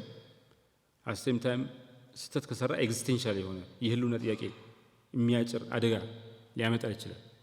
ተአምር ሊፈጥር ይችላል። ኦር ለአንድ ህዝብ መጥፋት ምክንያት ሊሆን ይችላል። ለአንድ ተቋም መጥፋት ምክንያት ይሆናል። አሌክዛንደር ዘ ሰከንድ ኤክሰፕሽን ነው ለግሪኮቹ። ከዛ በኋላ እንደዚህ አይነት መሪ አላገኙም። ዛሬ ግሪክ አውሮፓ ህብረት አይተናል። ወጣ እንትን ብላ ሊባረር ተብሎ ቤላው ተደረገች ምናምን ነው። ያ ግን አሌክዛንደር ዘ ሰከንድን የመሰለ አሌክዛንደር ዘ ግሬትን የመሰለ ትልቅ መሪ የነበራት ነች ግሪክ። አሁን በመሪነት እንደዚህ ቀውስ ውስጥ ልትገባ ማለት የአፍሪካ የአውሮፓ መሳለቂያ ልትሆን ማለት ትልልቆቹ ቲንከሮች እና አርስቶትል እና ሶክራተስን ያፈራች ሀገር ናት።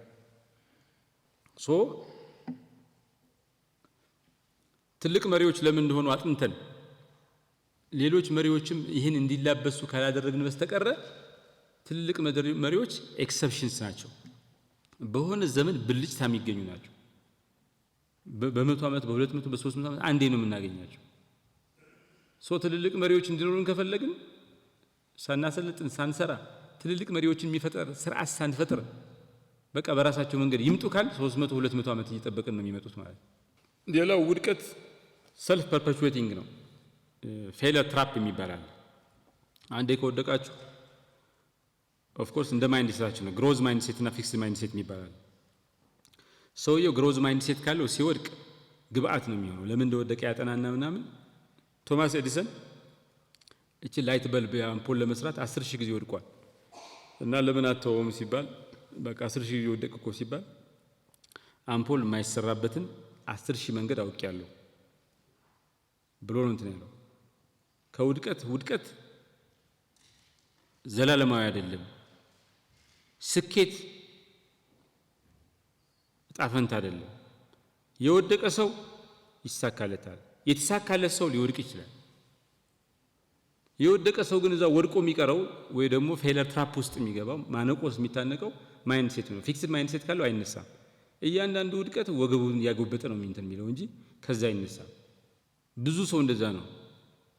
ፌለር ሰልፍ ፐርፔቹዌቲንግ ነው። ራሱን ይደጋግማል። ሆን ብለን እንትን ካላል ሰዎች ራሳቸውን ከውድቀት እንትን የሚያወጡበት መንገድ አረንቋ የሚያወጡ በውድቀት ከመማረክ የሚያወጡበት መንገድ በትምህርት በእውቀት ካላገኙ ሰልፍ ፐርፔቹዌቲንግ ነው። ውድቀትም ስርዓታዊ ነው። ብዙ ሀገራት የማያድጉት የኢኮኖሚያቸው ችግር የገበያ ጉድለት ብቻ ሳይሆን የስርዓት ጉድለት ስላለ ነው። ሲስተም ፌለር ስላለ ይሄን ሲስተም ፌሊየር ኮምፕሌክሲቲ አንደርስታንድ አድርጎ የሰው ልጅ መፍትሄ ለማምጣት በብዙ ሺህ ዘመን የተከማቸ ሲስተም ፌሊየር መሪዎች ኖርማል መሪዎች የተለየ አቅም ያስፈልጋቸዋል። ገበያ ጉድለትን፣ ሲስተም ፌሊየር ምናምን ብዙ ችግርን አት ታይም የአመራር ልማት ኪ ነው ማለት ነው። በእነዚህ ምክንያቶች አመራር ልማት ዝም ብሎ ቢሰራ ጥሩ ነው ባይሰራ ግድ የለም የሚባል ነገር ሳይሆን የህዝቦችን እጣ ፈንታ የሚወስን ነገር ነው። የህዝቦችን እጣ ፈንታ ይወስናል። ወይ ይበለጽጋሉ፣ ወይ ወደ ኋላ ይወድቃሉ፣ ተንሸራተው ይወድቃሉ፣ ወይ ስታግኔት ያደርጋሉ፣ ባሉበት ይቆማሉ፣ ይቸከላሉ ባሉበት፣ ወይ ወደፊት ይገሰግሳሉ፣ ጭራሽ ደግሞ አንዳልጧቸው ተንሸራተው ሊወድቁ ይችላሉ። ስኬታማ አመራር ልማት ወደፊት ይወስዳል፣ ሀገሮችን፣ ካምፓኒዎችን፣ ቡድኖችን ይወስዳል። የአመራር ልማት ፕሮግራም የሌላቸው ህዝቦች ወደ ስታግኔት ያደርጋሉ ወይ ደግሞ ዲክላይን ያደርጋሉ። ኦር ትክክለኛ አመራር ልማት መንደፍ ያልቻሉ ሀገሮች ደግሞ እንትን የት ነው ያለ ነው? ዘሊሚናል ስቴጅ ኤንድ ሊሚናል ስፔሲስ ይባላል። ይኸውልህ ሴትዮ ታያቷላችሁ፣ እዚህ ጋር ነበረች። አሁን ይህን አልፋ ለመሄድ እየሞከረች ነው፣ ግን ግድግዳው ጋር ገብታለች። ገና እየገባች ነው። የሆነ አካሏ ገብቷል፣ ግን አብዛኛው ሁኔታ ውጭ ነው ያለ። ሊሚናሊቲ ልመን ከሚባል የጣሊያን ቃል የመጣ ነው እና ሰዎች ከነበሩበት ሁኔታ ተላቀው መድረስ የሚፈልጉበት ደግሞ ሳይደርሱ መሃል ላይ ያለው እንትን ሊሚናሊቲ ይባላል። አንድ ሰው ተሲሱን አስረክቧል፣ መመረቂያ ጽሑፉን አስረክቧል፣ ግን ገና አልተመረቀም። መደረሻ መመረቂያ ነው አይደል?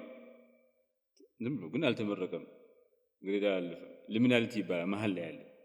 ሶሳይቲስ ሊሚናሊቲ የሚባለው የሆነ ኦርደር ኮላፕስ ያደርግና ከሱ ለመውጣት እንቅስቃሴ ጀምረው ሙሉ በሙሉ ከኮላፕስ ኦፍ ኦርደር አልወጡም፣ መዳረሻቸው ላይ አልደረሱ። ሊሚናሊቲ ጥቅም ላይ ከዋለ ፔሪድ ኦፍ አንሰርቴኒቲ ነው። ሊሚናሊቲ ነገሮች ሁሉ ወይ የበፊቱን አልሆንም ወይ አዲሱን ሙሉ በሙሉ አልተላበስ ነው። ይሄ ፔሪድ ኦፍ አንሰርቴኒቲ የሰው ልጅ ሰርቴኒቲ ስለሚወድ ቶሎ መውጣት ይፈልጋል። ሊሚናሊቲ ግን የብዙ ሰዎች የብዙ ተቋማት የብዙ ምናምን የእድገት ምንጭ ነው። this period of uncertainty gives birth to a significant push for transformation። ከተቀማችሁበት ነው። ለምን ህግ የለም ገና አልተቋቋመም። ፍሌክሲቢሊቲ አለ። ሁሉም ሰው ጆይን ያደርጋል። ቀድሞ የገባ የለም። የፈለጋችሁ ለመፍጠር የሚያስችል ምቹ ሁኔታ አለ። ብዙ ችግር አለ፣ ብዙ ስብስብነት አለ፣ ብዙ ኮንፊዥን አለ። ሊሚናሊቲ የራሱን ቆቅልሻለሁ። ስራ ስታጡና ሌላ ስራ እየፈለጋችሁ ያለ ሊሚናል ፔሪድ ነው። አዲስ ነገር ስትጀምሩ ሊሚናል ፔሪድ ነው። ፕሮጀክት ለመጀመር ወስናችሁ ገና ላውንች ለማድረግ መንገድ ላይ ያላችሁ ሊሚናል ፔሪድ ነው። ቤተሰብ እንዲኖራችሁ ወስናችሁ ገና ቤተሰብ ሳትሆኑ መንገድ ላይ ያላችሁ ሳይሆን አገር ለመቀየር ወስናችሁ ገና መንገድ ላይ ያላችሁ ሊሚናል ፔሪድ ነው።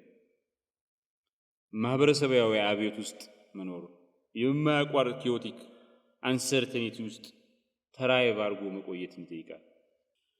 ሊሚናል ክሪኤቲቪቲ የሚባለው ህግ ባለመኖሩ ቀድሞ የገባ ባለመኖሩ ለሁላችን ምቹ ሁኔታ በመፈጠሩ ያልተፈቱ በርካታ ችግሮች መኖሩ አንሰርቴኒቲና ኮንፊውዥን በመኖሩ this period gives for creativity for transformation። ሪጂዲቲ የለም፣ የታሰረ ነገር የለም። ችግር ሁሉ እንደፈለግነው ሩጦ እንፈታለን። አሜሪካ ውስጥ 2008 ለምን ኢኮኖሚ ክራይሲስ መጣ ሲባል ኦቨር ሬጉሌሽን ነው። ታዳጊ ሀገራት ሬጉላቶሪ ካፓቢሊቲያቸው ደካማ ነው። ሬጉላቶሪ ካፕቸር አለ ይባላል። ኢንፎርማል ኢኮኖሚ ምናምን ያለው በዛ ምክንያት ነው። በጣም ያደጉት ሀገራት ደግሞ ኦቨር ሬጉሌት ያደርጋሉ።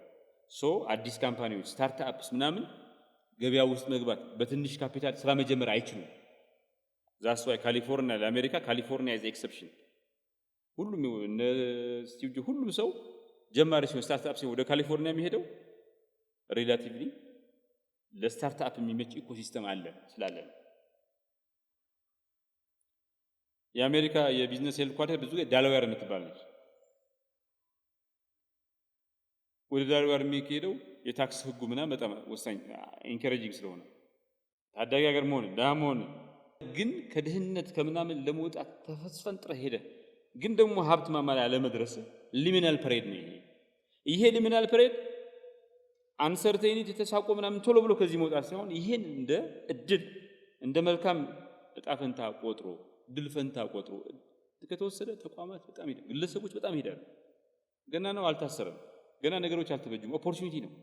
የሰው ልጅ ነፃ በሆነ ሪላክስ ባር የፈለገውን የመስራት ያሻውን የመስራት በሰፊ ዳስ የተቀለሰ ሰፊ ዳስ ካለ የማደግ ፖቴንሻሉ ከፍተኛ ነው። ይሄን ፖቴንሻል ሪያላይዝ አድርጎ ግን ማደግ ይጠይቃል። ይሄን ፖቴንሻል ሪያላይዝ ካደረገ የእድገት ምንጭ አይሆንም፣ የሰቆቃ ምንጭ ነው የሚሆነው። ኮንፊውዥን። This is our liminal period, my brothers and sisters. liminal creativity ትልቅ ኦፖርቹኒቲ ነው። አእምሮአችን በሊሚናል ስፔስ ላይ እነዚህ ወልብ መልኩን ባለየ እንትን ላይ አንኮምፎርታብል ነው የሚሆነው፣ አንሰርቴን ነው የሚሆነው። አንሰርቴኒቲ አይወድም አእምሮአችን፣ ሰርቴኒቲ ነው የሚወድ። ኒውራል እንትናችንን አንደርማይን አድርገን አእምሮአችን ይሄን ያልተመቸ ሁኔታ ምንድነው ኔሴሲቲ ዘ ማዘር ኦፍ ኢንቬንሽን ነው የሚባለው። ይሄን ችግር ይሄን አንሰርቴኒቲ እንደ እድል ብንጠቀምበት ግን በጣም ማደግ እንችላለን። ሶ ሊሚናል ስፔስ እንዴት እንጠቀምበት? ለምሳሌ ሀሳቦችን ማገናኘት። በዚህ አንሰርቴኒቲ ሀሳቦቻችን አዋጥተን ስናገናኛቸው ትልቅ እንትን በሊነር ዌይ ማግኘት፣ አንድ ሀሳብ ሊነር ማለት ነው ማገናኘት፣ አይዲያዎች ተደምሮ በጣም ትልቅ ነገር የማድረግ አቅም እንዲኖራቸው ማድረግ። ጀነሬቲቭ ኮስችንስ አንዱ ከሌላው ላይ የተመሰረተ በጋራ ጥያቄዎች እያነሱ ለነዛ ጥያቄዎች መልስ መሻት። አዳዲስ ፍላጎቶች ማናቃቸው ኢንተረስት ካሉ የራሳችን ኢንተረስት ራሳችን ያነበብን ማለት በህዝብ ፊት መማር፣ ፐብሊክሊ መማር። የማታውቀው ነገር አላውቅም ሁሉ ነገር እንደምታውቀው ነገር ሳይሆን ዊክነሶቹን ማመን፣ አዳዲስ ነገር መማር። ይሄ ሊሚናል ስፔስ የሚታወቁ ዲፎልት ፖዚሽን ከዚህ የለመድናቸውን ነገሮች ቻሌንጅ ማድረግ። ሲስተሙ ዊዝ ኮምፓሽን ከልብ ዊዝ ኢምፓቲ ዊዝ ኮምፓሽን ማዳመጥ። አስቸጋሪ ሁኔታዎች የገጠማቸው ሰዎች ስታገኙ እነሱን በኮምፓሽን መስማት፣ ኢንተራክት ማለት። አንፕሬዲክቲቢሊቲ አንሰርቴኒቲ የጎደሉ ፐሬድ መቀበል፣ ዌልካም ማድረግ። ከሱ መሮጥ ሳይሆን መሸሽ ሳይሆን እንደ ቅቡል ወስዶ በዛ ውስጥ ትራይቭ አድርጎ መኖር መቀበል። በዚህ ጊዜ የሚመጣ ለውጥ በሊሚናል ጊዜ የሚመጣ ለውጥ እስከ ጥግ ሊሄድ ይገባል። ለውጡ መሃል ላይ አይደለም። የቴክኖሎጂ የምናምን ጥግ ድረስ ወሰዱት። ኤክስፕሎር ዘ ኤጅ ይሉታል። ከአሰርቴኒቲ ፍሎው ጋር ከሙዚቃው ጋር አብራችሁ go with the flow. Uncertainty is not a problem. After all, necessity is the mother of invention, my brothers and sisters. ከፍራቻዎቻችሁ ጋር ከአንሰርቴኒቲዎች ጋር ጓደኞች ሁኑ። it's okay to live with ጠላቶች ምናምን አንሰርቴኒቲ ቶሎ ማምጣት ያለባችሁ ነገር እንደ ጓደኛ ወሰዷቸው፣ ተላመዷቸው። በዛ ውስጥ መፍትሄ ይመጣል። ሊሚናል ሪቹዋልስ ይባላል። ጠዋት ተነስታችሁ ክብታረጉ ጠዋት እንዴ ይሄ ነገር ያሰነ እርግጠኛ አይደለም ዝናብ ይመጣ ይችላል እንደዚህ ሊበላኝ ይችላል የሆነ ሩቲን ወጥተፈጠሩ ሪስክ አስወግዳችሁ ግን ሊሚናል ትላመዱታላችሁ። ከአንሰርቴኒቲ ጋር ከምን ጋር ትላመዳላችሁ? በዚህ ሂደት ውስጥ ራሳችሁን መልሳችሁ ማግኘት፣ አዲስ ራዕይ፣ ማንነት፣ አዲስ ሁኔታ ሪኢንቨንት ዮርሰልፍ። አዳዲስ ግን ቀሰስተኛ የሆኑ ትራንዚሽን ሽግግሮችን መቀበል። ምን ወደው ቢግ ጃምፕስ ነው፣ ትልቅ መርታ። ሊሚናል ፔሪድ ላይ ትልቅ መርታ አይደለም፣ ስሎ ግራጁዋል በት ሰርቴን ፕሮግረስ። ለውጡን መዝግቡት። እያስመዘገባችሁ ያሉትን ለውጥ ለምን በራሳችሁ የማድረግ አቅም ከሊሚናል እንትኑ የመውጣት አቅም እንደ እድል የቆጠራችሁት መሆኑን ትገነዘባላችሁ። ፕሮግረሳችሁን ትገነዘባላችሁ። በዛ ምክንያት አንሰርቴኒቲ አያስፈራችሁ። ግን ክሪኤቲቭ ሞዳችሁን ፒክ አድርጉ። ክሪኤቲቭ ሞድ ምንድን በምን ሁኔታ ነው የምትፈጥሩት? ኮምቢኔሽናል ክሪኤቲቪቲ ይባላል። ሐሳብ ይዋጥ። ብዙ ሰው አዲስ ሐሳብ አለ የሚሆነው የሆነ ሐሳብ አለ የሆነ አልተገናኘም፣ ሲገናኝ አዲስ ሐሳብ ይሆናል። ኮምቢኔሽናል ኤክስፕሎራቶሪ ክሪኤቲቪቲ ይባላል። አዲስ ሐሳብ የምታመነጩት የሆነ ህግ አለ፣ አስቀድሞ የተቀመጠ ህግ ምን አለ፣ በዛ ምዕራፍ ውስጥ ነው። ዝም ብላችሁ እንትን አይደለም። የሆነ ሴት ኦፍ ህግ አለ። ለምሳሌ ዘይት ከዚህ በላይ መጠቀም አትችልም የሚል ህግ ሊኖር ይችላል ለጤና። ከዛ አንፃር የምትፈጥሩ ዘይት በዛ ፍሬምወርክ ውስጥ ያለ ውዝን ህግ ያለ ትራንስፎርሜሽናል ክሪኤቲቪቲ የክሪኤቲቪቲ ነው። ይሄ ዝም ብሎ ትንሽ ለውጥ ሳይሆን በመስራዓትን የሚቀይር ለውጥ ማለት ሁሉን ነገር የሚቀይር ለውጥ፣ ዳይናሚክ ለውጥ የሆነ ትራንስፎርሜቲቭ ለውጥ። ክሪኤቲቭ ሩቲን ይባላል። በጠዋቱ ተነሱ ወይ ትንሽ ስቴይ አፕ ሌት ይላሉ። ክሪኤቲቭ ስፔሳችሁን ሆን ብላችሁ ምረጡ። ለስራ ስትነሱ ዝም ብላችሁ ለብሳችሁ ምናምን አትሄዱ። ዋርም አፕ አድርጉ። ትንሽ ዋርም አፕ አድርጉ። ልክ መኪና ቀስ ብሎ እንደሚነሳው እያሞከርን ማለት እንትኑ ሞተሩን ታስነሳው ስራ ሩቲን ይጠይቃል። ቢፎር ስራ ከመግባታችሁና በመሃል የሆነች ሩቲን ብትሆናችሁ ክሪኤቲቭ እንትን ውስጥ ትገባላችሁ። ሄዳችሁ የምትፈጥሩ ሰዎች ሆናችሁ ክሪኤቲቭ ነገር የሚጠበቅባችሁ ሆነ። ኮማንድ ኤንድ ኮንትሮል የሚባለው ስርዓት በኢንዱስትሪያል ሪቮሉሽን ጊዜ የተፈጠረ የሊደርሺፕ ስታይል ነው። ሶ ፓራዳይሙ የኮማንድ ኤንድ ኮንትሮል ፓራዳይም ሊደርሺፕ ስታይል ፓራዳይም አለው የራሱ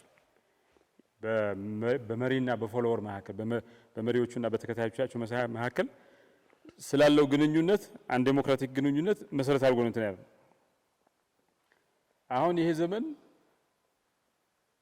መሪዎች በተከታዮቻቸው መታመን አለባቸው። ሞቲቬት ሳይሆን ኢንስፓየር ማድረግ አላቸው። ሞቲቬሽን እና ኢንስፓይሬሽን ይለያያል። ኋላ ላይ ሁለቱ ኳሊቲ ያስፈልጋቸዋል። አሁን ግን ብዙ ቦታ ሊደርሺፕ ስታይል ያለው ኮማንድ ኤንድ ኮንትሮል ነው።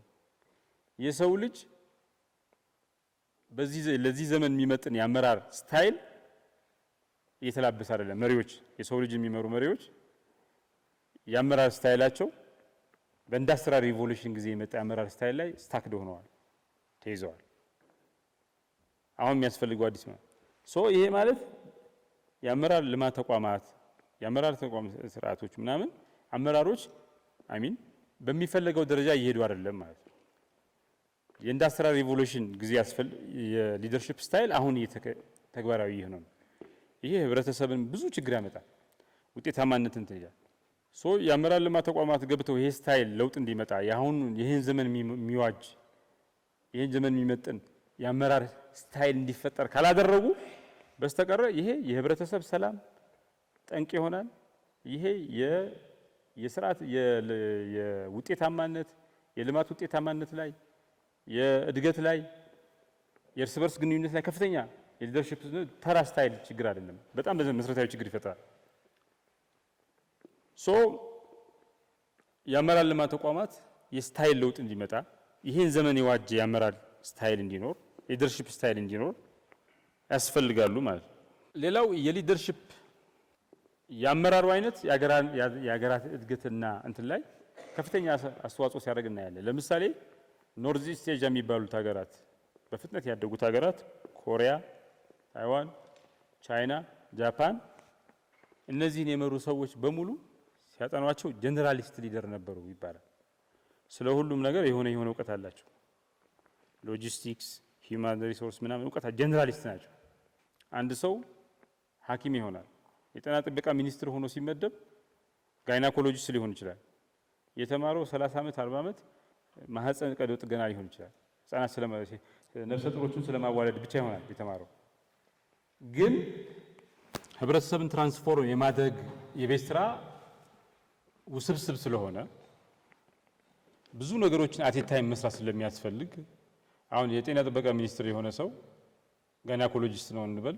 የጤና ጥበቃ ሚኒስትር እንደሆነ ግን ወዲያው እንደገባ ፋይናንስ ማኔጅ ማድረግ አለበት። ከዚህ በፊት አያውቅም። ሂውማን ሪሶርስ ማኔጅ ማድረግ አለበት። ሰው ኃይል ማስተዳደር አለበት። ፓርላማ ሄዶ ካቢኔ ላይ ተከራክሮ በቂ በጀት እንዲመደብ ማድረግ አለበት። ወደ ህዝብ ወጥቶ ኮቪድ-19 ይገላል እንደዚህ አድርጉ ማስክ አድርጉ ምናምን ብሎ ህዝብን ፐብሊክ ስፒች ፐብሊክ ሞቢላይዜሽን መልመድ አለበት። ኮሚኒኬሽን መልመድ አለበት። ውጭ ሀገር ሄዶ የሄልዝ ዲፕሎማሲ ሰርቶ ሀብት ማምጣት አለበት። ይህን ሁሉ ሰርቷቸው ያገሩ ጀነራሊስት ሊደር ካልሆነ ያስቸግረዋል። አንድ እንትን አለ አንድ ልጅ ራሱን አጠፋ። ኒውዮርክ ስቴት ዩኒቨርሲቲ ነው አንድ አባባል አለ። ይሄ ስፔሻላይዜሽን የሚባለው አሁን የትምህርት ስርዓት የሰው ልጅ ያለው የትምህርት ስርዓት ጀነራሊስት መሪዎችን አያፈራም።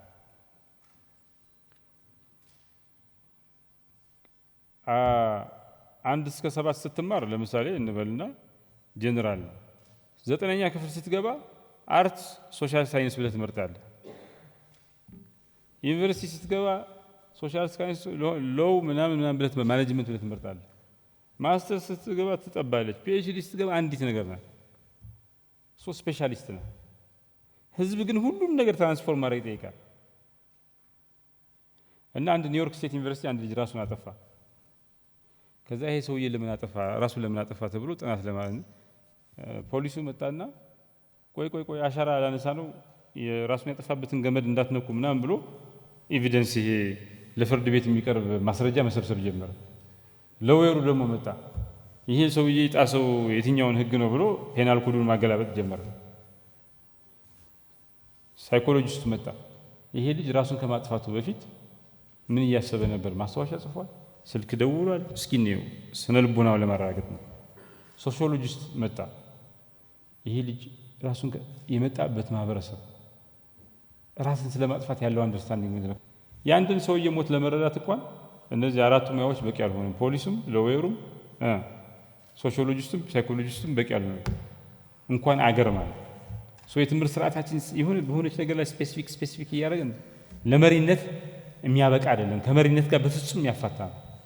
ይህን ካሪክለም የትምህርት ስርዓት ዊክነስ የሚያካክሱ መሪዎችን የሚያበቁ ጀነራሊስት እንዲሆኑ አንድ ነገር ሲያደርጉ ባለሙያም ይሄ ዘ ከርስ ኦፍ ኖውሌጅ ወይ ደግሞ ይሄ ምንድነው ዘ ታይራኒ ኦፍ ኤክስፐርትስ የሚባለው አንተ የሆነ መስሪያ ቤት ተመድበህ ምንም ማታውቅ ከሆነ ኤክስፐርቱ ይጫወትብሃል።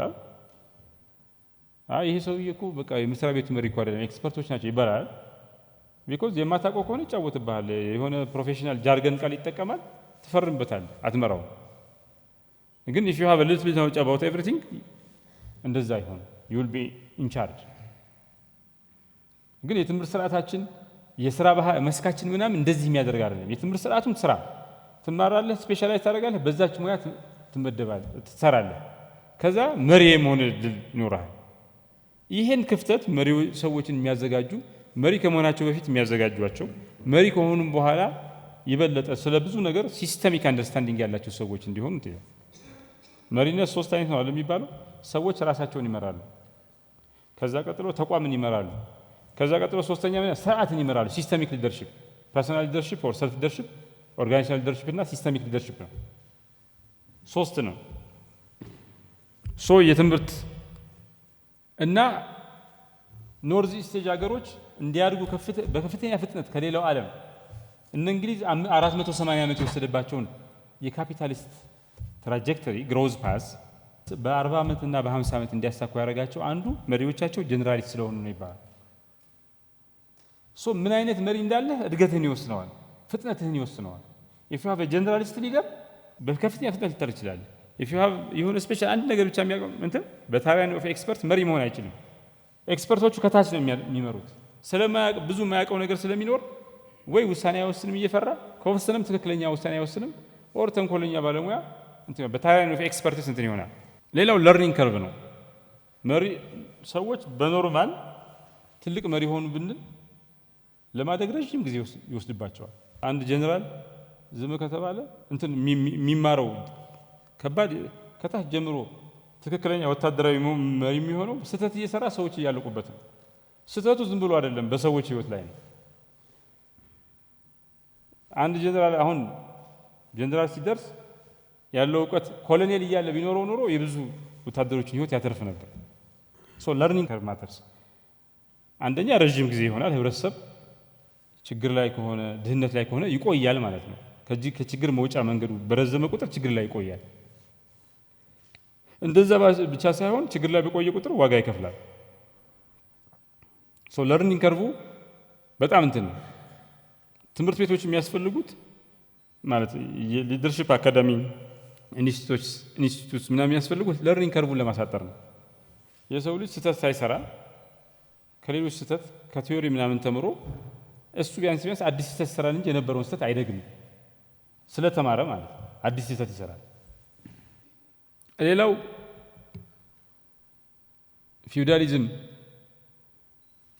ከጠፋበት ጊዜ ጀምሮና ዴሞክራሲ የተስፋፋ በመጣበት ኦቶሪታሪያኒዝም አምባገነንነት የጠፋ ዴሞክራሲ እያቆጠቆጠ በመጣበት ጊዜ ሁለት ነገር ተፈጥሯል። አንደኛ ማንም ሰው መሪ መሆን እድል አግኝቷል። ፊውዳሊዝም በእንትን ነበረ፣ በዘር ነበር የሚሆነው። አሁን እንደዛ አይደለም። ሁለተኛ አምባገነን በሆነ መንገድ ስልጣኑ አሁን በምርጫ ነው። ኤቭሪባዲ ቴዎሬቲካሊ ኤቭሪባዲ እድል አለው። አትሊስት ከዚህ ቀደም ከነበረው ኦባማ የምንም ልጅ አይደለም። ኦባማ ጥቁር አባቱ የሁሴን ልጅ ነው። እንደነ ሉተር እንኳን የዛሬ 5-6 ጀነሬሽን በፊት ወደ አሜሪካ ሄደ። አባት ሰው አይደለም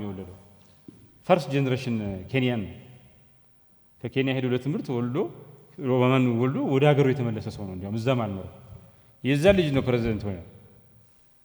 ይሄ የአፕዋርድ ሞቢሊቲ አንድ ህብረተሰብ አንድ ሰው ከላይ ወደ ታች እንግሊዞቹ አፕዋርድ ሞቢሊቲ የላቸውም ይባላል። አሪስቶክራሲ ምናምን ፋሚሊ ስለሆነ ለምሳሌ የእንግሊዝ ፕራይም ሚኒስትር ከአንድ ነው ከሁለት ውጭ በሙሉ ኦክስፎርድ የተማሩ ናቸው። የት ትምህርት ቤት መማር ራሱ ማተር ያደርጋል። ሶ አፕዋርድ ሞቢሊቲ ወደ ኦክስፎርድ የምትሄደው ደግሞ የማን ልጅ ስትሆን የሀብታም ልጅ ስትሆን ነው። ብዙ ጊዜ የአሪስቶክራት ፋሚሊ ስትሆን ነው። ሶ አፕዋርድ ሞቢሊቲ የለም ማለት ነው። ድሃ ሆኖ ሀብታም የሆነ ሀብታም ሆኖ ድሃ የሆነ እንትኑ ሞቢሊቲ ሀብታም እዛው ሀብታም የሆነ ይቆያል። ድሃውም የተወሰነ ነገር እዛው ሆኖ ይቆያል። አንድ ህብረተሰብ አፕዋርድ አሜሪካ ከፍተኛ የሆነ አፕዋርድ ሞቢሊቲ አለ። የሀብታም ልጅ ድሃ ይሆናል፣ የድሃ ልጅ ሀብታም ይሆናል። አዲስ ሀገር ስለሆነ ማለት ነው። ሶ በዴሞክራሲና አፕዋርድ ሞቢሊቲ ከፍተኛ ሲሆን ምን እድል ፈጥሯል? ለመሪነት ያዘጋጁ ከዚህ ቀደም በትውልዳቸው የንጉስ ልጅ ከሆነ አልጋ ወራሽ ተብሎ ከልጅነቱ ጀምሮ ከ5 ከ6 ዓመት ጀምሮ የሚያስተምረው ፊሎሶፈር ተቀጥሮለት ምናምን ሰው አድቫይዘር ተቀጥሮለት እንትን ነው በየቀኑ መራለሁ ብሎ በቃ ነገ ጠዋት አባቴ እንደዚህ ሲሆን እኔ መራለሁ እያለ ነው የሚዘጋጀው። አሁን ከሆነ ገጠር መጥተህ መሪ ልትሆን ነው። ሶ መጀመሪያውኑ አስቦ የሚያሰለጥን ሰው የለም ምናምን የለም። አባት የሚመድብልህ እንትን አልጋ ወራሽ ልጅ አይደለም፣ አልጋ ወራሽ አይደለም፣ የንጉስ ልጅ አይደለም። ሶ እንደዚህ አይነት ሰዎችን ሊዘጋጁ የሚችሉት በትምህርት ነው። እንደዚህ አይነት የሚያዘጋጁ ትምህርት ቤቶች ናቸው። እንደዚህ አይነት አካዳሚዎች ናቸው። ይህን የሰው ልጅ ያገኘውን እድል ከፍተኛ የሆነ አፕዋርድ ሞቢሊቲ ሀብታሞቹ ሀብታም ድሃዎቹ ድሃ ሆነው የሚቀሩበት ስርዓት እየቀረ ሀብታሞቹ ሀብታም ሆነው የሚቀጥሉት ለሀብታምነት የሚያስፈልገው ኢቲክስ እስካሟሉ ድረስ ነው። ጽናት እስካሟሉ ድረስ ነው። የሀብታም ልጅ ሆነ ድሃ ልትሆን ትችላለህ። የድሃ ልጅ ሆነ ጠንካራ ሰራተኛ ከሆንክ ከለፋ የሀብታም ልጅ ትሆን ትችላለህ።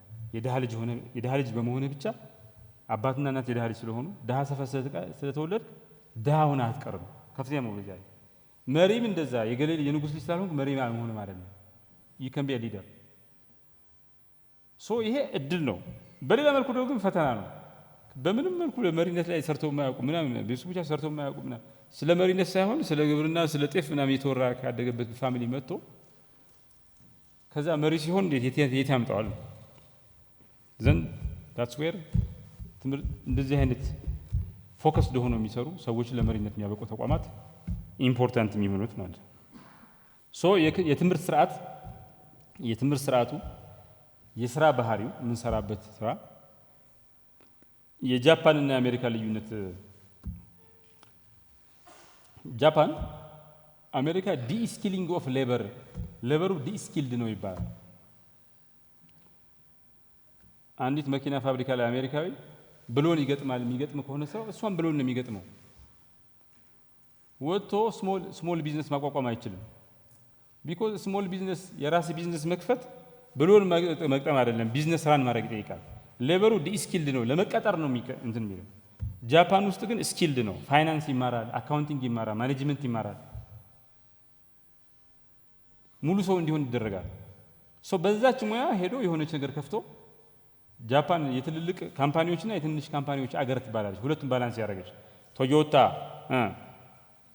ምናምን የሚባሉ ሆንዳ ምናምን የሚባሉ ካምፓኒዎች አሉ። እነዚህ ደግሞ እቃዎች ከትንንሽ ካምፓኒዎች እቃ ይወስዱና አብረው አንድ ላይ አድርገው ይሰሩታል። የአሜሪካ ኤሎን ማስክ ግን ፋብሪካ ሁሉን ነገር ራሱ ነው የሚያመርተው፣ ከማንም አይቀበልም። ማሽን ነው አብዛኛው የሚሰራው። አሜሪካ ውስጥ የምትማረው ለመቀጠር ነው። ጃፓን ውስጥ የምትማረው የራስ ለመቀጠርም ከተቻለ ካልሆነም መቀጠርም የራሱን ስራ መያዝ ይችላል። ስኪልድ ነው ሌበር። ዲስኪሊንግ ኦፍ ሌበር እና ሌበር ስኪሊንግ ኦፍ ሌበር ይላል። ይሄ ትምህርት ስርዓት ከዛ የምትይዘውን ስራ ወስኗል። የትምህርት ስርዓታችንን የምንሰራው ስራም ለመሪነት አያዘጋጅም። ይሄን ዲቫይድ ይሄን ጋፕ የሚሞላ ስርዓት ያስፈልጋል፣ አሰራር ያስፈልጋል። የአመራር አካዳሚው ስራ ይሄ ነው። የአመራር ልማት አካዳሚዎች ጥሩ ከሰሩ ተአምር ይፈጥራሉ፣ ካልሰሩ ደግሞ የጥፋት ምንጭ ናቸው። በትክክለኛ መንገድ መሪዎችን ከቀረጹ መሪዎችን ወደ ቀናው መንገድ ይመራሉ። በመጥፎ መንገድ ከቀረጹ ጉዳት ያስከትላሉ። ስራቸውን ካልሰሩ ጄኔሬሽን ትውልድን ይበድላሉ። የአመራር ልማት ልዩነት ያመጣል። በደንብ ካልተሰራ ደግሞ ችግር ያመጣል። ይሄን ደግሞ የሚያባብሰው ነገር ጊዜው ነው። አሁን ጊዜው ፈጣን ነው። ቴክኖሎጂ ፈጣን ነው። ኤቭሪዴይ አሁን ሞባይል እንደው አሁን ሳምሰንግ ወይ አይፎን ሞባይላችሁን እስኪ በገዛችሁ በአመት አንዴ ሁለቴ ነው አይደል የሚቀየረው። በቃ ይሄኛው ሳምሰንግ 16 15 ከ16 ይለያል። አሜን አይፎን 50 በየጊዜው በቃ ቴክኖሎጂ አፕዴት ነው። ያኛው እኮ ይሄ መፈናከቻ የሚሆነው ስልክ እኮ ለስንት ጊዜ ቆይቷል ምንም ሳይቀየር አንድ 10 ዓመት አልቆየም። አሁን ግን ኤቭሪ ይር ዘ ኒው ፕሮዳክት ሁሉ ነገር ይቀየራል። ፍሪጅ፣ ቴሌቪዥን፣ ኤቭሪቲንግ ኤቭሪ ይር ዘ ኒው ቲንግ። ይሄን ፔስ ይሄን ፈጣን ሁኔታ እያንዳንዳችን እንደፈለግነው እንሩጥ ብንባል ብዙዎች ወደ ኋላ ይቀራሉ፣ ጥቂቶች ነው የሚሮጡት። በፍጥነት እየሄዱ ያሉት ወደ ኋላ እንዳይስተው የሚያግዙ ወደ ኋላ የቀሩትን ደግሞ ወደ ካቻፕ እንዲያደርጉ ሌላውን የሚያደርጉ በህብረተሰብ መካከል ያለው መዛነፍ የሚያስተናስሉ የሚያስተካክሉ ሪባላንስ የሚያደርጉ ሰዎች ያስፈልጋሉ፣ መሪዎች። አንለስ እንደፈለከው ሩጥ ቢባል በጣም እንጎዳለን። ይሄ ነገር ከዛ በኋላ እንደፈለገው የሮጠው ሰውም ዕዳ ነው የሚሆነው። አንዱ ሮጦ ሌላ ወደ ኋላ ቀርቶ መጨረሻ ላይ ዝም አይልም። የሰው ልጅ አይ ስለሮጠ ነው ብሎ አይቀበልም። በስንፍናው ይምጣ በችግሩ ይምጣ፣ ኋላ ላይ ግን ህብረተሰብ ችግር ነው የሚሆነው። ምንድነው አልቃይዳ ለምንድነው ሳውዲ አረቢያ ውስጥ ያልቆየው? ለምን አፍጋኒስታን ሄደ? አፍጋኒስታን ድህነት ስላለ ምንጭ ሆነ። አፍጋኒስታን ያለ ድህነት አሜሪካ አያገባኝም ብትል ሄዶ ያፈርሳታል። ኩራቱ ምንጭ የሆነውን ፔንታገንን እንትን ያደርጋል። ሲስተሚክ የተገናኘን በጣም ቅርብ ስለሆን አንድ ቦታ ያለ ችግር የሌላውም ችግር ነው። አሜሪካውያን ድህነት እንዲቀረፍ ዓለምም ሪላቲቭሊ የተሻለ ድገቱን የመስራት የበለጸገው ሀገር ስለሆነ መስራት አውት ኦፍ ኢንላይትድ ሰልፍ ኢንተረስት ለራሳቸው ሲሉ ለገዛ ጥቅማቸው ሲሉ የሚያደርጉት ነገር ነው እንጂ በችሮታና በሰብአዊነት የሚያደርጉት ነገር አይደለም። ሊደርሺፕ ዴቨሎፕመንት ልዩነት ያመጣል። አካዳሚዎች ልዩነት ያመጣሉ በደንብ ከሰሩ። ኢቭን ልዕለ ኃያል ሀገሮች ምን ይባላል መሰላችሁ? ስፔን ዳች ልዕለ ኃያል ስትሆን ስፔን እኩል እድል ነበራት። እነ ፍሎረንስ እና ቬኒስ ልዕለ ኃያል ሲሆኑ ፖርቹጋል እኩል እድል ነበራት። ከነሱ ጋር እኩል የመሆን ተፎካካሪ ነበረች። አሜሪካ ልዕለ ኃያል ስትሆን ጀርመን የመሆን እድል ነበራት፣ ተፎካካሪ ነበረች። ልዕለ ኃያል የሆኑት ሀገሮች ሁለት ነገር ያስፈልጋቸዋል ከስኬቱ ሃርድ ፓወር ሶፍት ፓወር ምናምን እንደሚባለው አምስቱ ስቴጆች ሁለት ነገር አለ። አንዱ አገሩ ልዕለ ኃያል ሆኖ ለመሆን መፈለግ አለበት። ሀገሩ አልፈልግም ካለ ሳይፈልጉ የቀረበ ከዛ ደግሞ በተጨማሪ ትልቅ መሪ ያስፈልጋቸዋል፣ ግሬት ሊደር ያስፈልጋቸዋል። እነ ስፔን እነ ፖርቹጋል እነ ጀርመን ግሬት መሪዎች በማጣታቸው ነው። ግሬት መሪዎች ለፉክክር አበቋቸው፣ ግን ከነዛኞቹ መሪዎች የበለጠ ግሬት መሪዎች ስላልነበሯቸው ተሸነፉ። መሪነት የደሃውን አገር ዕጣ ፈንታ ብቻ አይደለም የሚወስነው። ሀብታሙ አገርም የዓለም ገዢ እንዲሆን እንዳይሆንም የማስቀረት የማድረግ እንትን አለ። የዛ ምንጭ ትልቅ መሪነት ነው። እኛ ሀገር ውስጥ እዚህ ሀገር ውስጥ የአመራር ልማት አካዳሚ፣ የአመራር ልማት ተቋማት፣ የአመራር ልማት ስራ ለምንድን ነው ክሪቲካል የሚሆነው? ኢትዮጵያ ውስጥ በጣም ጠቃሚ ስራ የሚሆነው እነዚህን ቅድም ያልናቸው ስራዎች በሙሉ የሚሰራ ተቋም ስለሆነ በጣም ክሪቲካል ተቋም ነው። ዝም ብሎ ስልጠና ሲባል እዚህ ሀገር የሰው ኃይል ልማትን ኮሪያና ፊንላንድ ለምንድን ነው ይሄ እንትን የትራፖች ፖቨርቲ ትራፕ፣ ሎወር ሚድል ኢንካም ትራፕ፣ አፐር ሚድል ኢንካም ትራፕ እና ሃይ ኢንካም ትራፕ የሚባላል። ከአፐር ሚድል ኢንካም ትራፕ አንድ ሀገር ከአፐር ሚድል ኢንካም ወደ ሃይ ኢንካም የሚሻገረው የሰው ኃይል ልማት ላይ ከሰራ ነው አይደል? ሎወር ሚድል ኢንካም አፐር ሚድል ኢንካም ላይ አንዱ ወደ ሌላው እንዲዘል ከፈለገ ሳያቆም የሰው ኃይል ልማት ላይ ከሰራ ነው ይባላል። ፊንላንድና ኮሪያ የሰው ኃይል ልማት ምሳሌዎች ናቸው። ካልሆነ በትራፕ ይያዛል። የሆነ ወይ ፖቨርቲ ትራፕ ላይ ወይ ሎወር ሚድል ኢንካም አፐር ሚድል ኢንካም ትራፕ ላይ ወይ ሃይ ኢንካም ትራፕ ላይ ይያዛል። ሃይ ኢንካም ትራፕ ብዙ ጊዜ ቶፕ ቴክኖሎጂ ኢኖቬት ማድረግ ነው። ለዛም ሂውማን ሪሶርስ ዴቨሎፕመንት ማተር ያደርጋል። የሰው ኃይል ልማት ፋንዳመንታል ነው። አት ዘ ሀርት ኦፍ ሰው ኃይል ልማት ደግሞ አንድን ሰው ኢንጂነር እንዲሆን ብታስተምረው አንድ ኢንጂነር ሆኖ ነው የሚሰራው። አንድ መሪ ብቁ አድርገህ ብትሰራው ሚሊዮኖችን ነው የሚመራው። ከሰው ኃይል ልማቶች ሁሉ ቁንጮ የሰው ኃይል ልማት የአመራር ልማት ክሪቲካል ነው። ግን ለሰው ኃይል ልማት ምናምን ዝም ብሎ አላለ ዝም ብሎ ይሄ የተቋማችን እንትን ማንዴት ስልጣን ጠቃሚነት የምንረዳው ኢሚዲየት ፊት ለፊት ከሚታዩ ነገሮች አንጻር ስለሆነ ክሪቲካል መስሪያ ቤት ለብዙ ሰው አይመስልም፣ ለራሳችንም አይመስልም። ለራሳችን የምንሰጠው ትርጉም ለመስሪያ ቤቱ የምንሰጠው ትርጉም ዝቅተኛ ይሆናል። ይሄ መስሪያ ቤት ተአምር ሊሰራ ይችላል። ብዙ የኢትዮጵያ ችግሮችን ጠራርጎ ሊያጠፋ የሚችል መስሪያ ቤት ነው ከሰራ ማለት። እያንዳንዱ መሪን እየሳለ እያወጣ ጤናው በጥሩ እንትን ትምህርቱ በጥሩ ፖሊሱ በምናምን እንዲህ ብቁ መሪዎች በእያንዳንዱ መስክ ኢትዮጵያ ብቁ የሆኑ መሪዎች የሚሰሩትን የሚያውቁ ቀድሞ የሚያስቡ 24 ሰዓት ኢቲክስ ያላቸው ዲሲፕሊን ያላቸው ህዝቡ የሚያምናቸው ኢንፍሉዌንስ ያላቸው መሪዎች ሊያደርጋቸው ይችላል። ያን እንዲላበሱ የሚያደርጋቸው ትምህርት፣ ስልጠና፣ የአመራር ልማት ስራ ከሰራን ማለት መሪዎች ራሳቸውን እንዲመሩ ፐርሰናል ሊደርሺፕ የሚያስችል ትምህርት ተቋም እንዲመሩ የሚያደርግ ከዛ ደግሞ ሲስተሚክ ሊደርሺፕ እንዲሰጡ የሚያደርግ ከሰጠናቸው ዘንድ በዛ ለብል ለውጥ ያመጣሉ ማለት ነው። ክሪቲካል መስሪያ ቤት ነው። ይሄ ክሪቲካል መስሪያ ቤት እንዴት ነው ምን ቢሰራ ነው እንትን የሚለው ብትሉ የመጀመሪያ ነገር መጀመሪያ የተሰጠው ማንዴት ጥንቅቅ አድርጎ መስራት አለበት። ትልቅ ማንዴት ነው። የአመራር ልማት ስራ ይሰራል። ኔሽን ቢልዲንግ ስቴት ቢልዲንግ ሊያደርጉ የሚችሉ ሀሳቦችን ያዋጣል። አይዲያ ጀነሬሽን ሴንተር ነው። ብዙ ማንዴቶች አሉት ያልተሰሩ። የአመራር ኮምፒተንሲ ፍሬምወርክ መስራት አለበት። የመስሪያ ቤት አውትላየር ኢንስቲትዩሽን ነው። በአንድ በኩል የአመራር ሽልማት ስርዓት መስራት ይችላል። አመራርን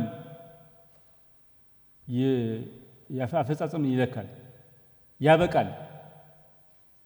የውይይት የክርክር ማዕከል ሆኖ ያገለግላል። የሚሰራው ለኢትዮጵያ ሰዎች ራሳቸውን እንዲመሩ ያበቃል። ተቋም እንዲመሩ፣ አገር እንዲመሩ፣ አህጉር እንዲመሩ እንትን ይላል። ስኮፑ ትልቅ ነው። የኢትዮጵያ ብቻ አይደለም፣ የአፍሪካ ብቻ አይደለም፣ ሁሉንም ይመለከተዋል። የሚገኘው አፍሪካ ህብረት እንትን ያለችበት ሄድኳርተር የሆነችበት አዲስ አበባ ላይ ነው። ይሄ ዝም ብሎ ምኞት እንዳይሆን በተግባርም ሊሰራበት የሚችል ያደርገዋል። አውትላየር ኢንስቲትዩሽን ነው። እንደዚህ አይነት በጂኦግራፊ ኢትዮጵያንም አፍሪካን የሚያካትት ተቋም የለንም። የተሰጠው ስራ ክሪቲካል ነው። የተሰጠው ስራ ብዙ ነው። ማንዴቱ ብዙ ነው። እንደገና ደግሞ የችግራችን ሀገራዊ ችግራችን የሚፈታ ወይም ካልተሰራ ሊያባብስ የሚችል ማንዴት ነው። በጣም ክሪቲካል ማንዴት ነው። አዘ ሪዛልት አውትላየር ኢንስቲትዩሽን ነው። ይህ መስሪያ ቤት ትልቅ ጸጋ አለው። አሁን ይህን ህንፃ ይዩት። በጣም የሚገርም ነው። ህንፃውን በዳቮስ የምትባለዋ ቦታ ምንም ነገር አልነበረ። ተራራዋ እንትኑ በረዶ አቀማመጧ ነው ትልቁ እንትኗ። ይሄን የመሰለ አሁን አየሩን እስኪ አይከፈልበትም። ሌላ ሀገር ቢሆን ኖሮ የሚገርም አየር ነው ያለው። ከዚህ ከአዲስ አበባ 26 ኪሎ ሜትር ነው፣ ግን ተራራው ጫካው ምኑ 500 ኪሎ ሜትር ሄዳችሁ አታገኙትም። ቀጥታ ብትሄዱ የትም ቦታ ከአዲስ አበባ 26 ኪሎ ሜትር ነው፣ ግን አንድ ከተማ የሚኖር ሰው ከከተማ መራቅ ይፈልጋል። እስኪ አዲስ አበባ ሀረርጌ፣ ወደዚህ ወደ ወለጋ፣ ወደዚህ ወደ ደሴ፣ ወደ ምናምን ንዱ ነድቼ አውቃለሁ፣ ሄጄ አውቃለሁ በስራ ምክንያት። እንደዚህ አይነት ጫካ 500 ኪሎ ሜትር ብትሄዱ አታገኙ። እዚች ግን 20 ምናምን ኪሎ ሜትር ነው የምታገኙ። አንድ ከተማ የሚኖር ሰው የከተማ ህይወት ይሰለቸዋል ይባላል። ወጣ ብሎ አየር፣ ተራራ፣ ጫካ ማየት ይፈልጋል። you have everything here። ዳቮስ ያላትን ነገር ሁሉ አለ። በጣም ምርጥ ወይዘር አለ። ይህን የመሰለ ማጀስቲክ ቢልዲንግ የአፍሪካ ህብረትን የዚህ ህንፃ ዲዛይን የአፍሪካ ህብረትን ይበልጣል ይላሉ። ዲዛይን ሳይሆን ጥራቱ ህንፃ የተሰራበት ጥራት የአፍሪካ ህብረት we have እንትን ለመነሻ የሚሆን በጣም አሪፍ ወይዘር አሪፍ አቀማመጥ አለ። ምርጥ ህንፃ አለ። ሰው ጋር ማገናኘት ነው። ሌላው ፎከስድ ፓወር ነው። ሁሉም ተቋማት እኩል ናቸው፣ አንዳንዶቹ ግን ይበልጥ እኩል ናቸው ይባላል። ኮሪያ እንድታድግ ያደረገው ኢፒቢ የሚባለው ኢኮኖሚክ ፕላኒንግ ቦርድ ነው ዋናው መሰረቱ። ጃፓን ያደገችው ሚቲ የሚባለው ሚኒስትሪ ኦፍ ኢንተርናሽናል ትሬድ ኢንዱስትሪ ነው። ቻልመርስ ጆሰን የሚባል ጸሐፊ ሚቲ ኢን ዘ ሚራክል ኦፍ ጃፓኒዝ ኢንዱስትሪያላይዜሽን የሚል መጽሐፍ አለ። የጃፓን ስልጣኔ ዋናው ኢንዱስትሪያላይዜሽን ፈጣን ኢንዱስትሪያላይዜሽን ሚቲ የሚባለው ሚኒስትር መስሪያ ቤት ነው። አንዱ እነዚህ መስሪያ ቤቶች ሁሉም ሀገር ፓይለት ኤጀንሲ ያለው ይባላል። አንድ ጥናት አለ ካምቦዲያ፣ ናይጄሪያ እና ጃፓን የሚያወዳድር ነው። ሶስቱም ፓይለት ኤጀንሲ ያላቸው ማለት ፓይለት ኤጀንሲ ማለት ፎከስድ ፓወር ያለው አንድ ስልጣን ኢንድ ቱ ኢንድ ያለው ማለት የተከፋፈለ አስረዳችኋለሁ። አሁን ለምሳሌ የጃፓን ሚቲ የሚባለው እንትን ፓይለት ኤጀንሲ ነው የሚባለው ከሌሎቹ መስሪያ ቤቶች ሁሉ የተለየ ስልጣን ነበረው የሚባለው የኢንዱስትሪያላይዜሽን ፈቃድ ይሰጣል። የሀገር ውስጥ ምርት እንዲመረት ያደርጋል። ከዛ ወደ ውጭ የሚሸጠውንም ይወስናል። ብድር የባንክ ብድር ይወስናል። ዶላር የሚሰጠውን ይወስናል። ታክስ ይወስናል። ፎከስድ ፓወር ነበረው ኢንድ ቱ ኢንድ ያችን ኢንዱስትሪያላይዜሽን ለመስራት የሚያስችል ኢንድ ቱ ኢንድ ስልጣን ነበረው። እንደዚህ አይነት መስሪያ ቤቶች ኢመርጅ ያደርጋሉ። ፓይለት አንድ ሀገርን ትከሻቸው ላይ ተሸክመው የመውጣት እድል አላቸው።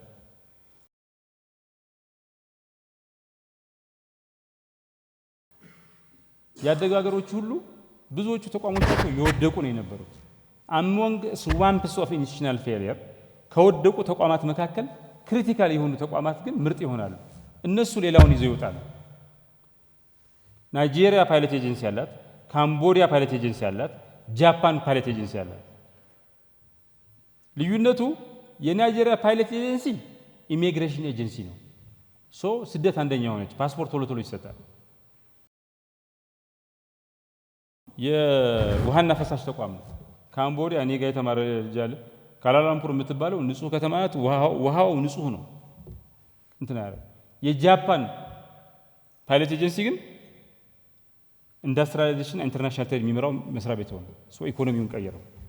የኮሪያ ኢፒቢ የሚባለው ኢኮኖሚክ ፕላኒንግ ቦርድ ነው፣ ሁሉን ቀየረው። ይሄ መስሪያ ቤት ፎከስድ ፓወር አለው።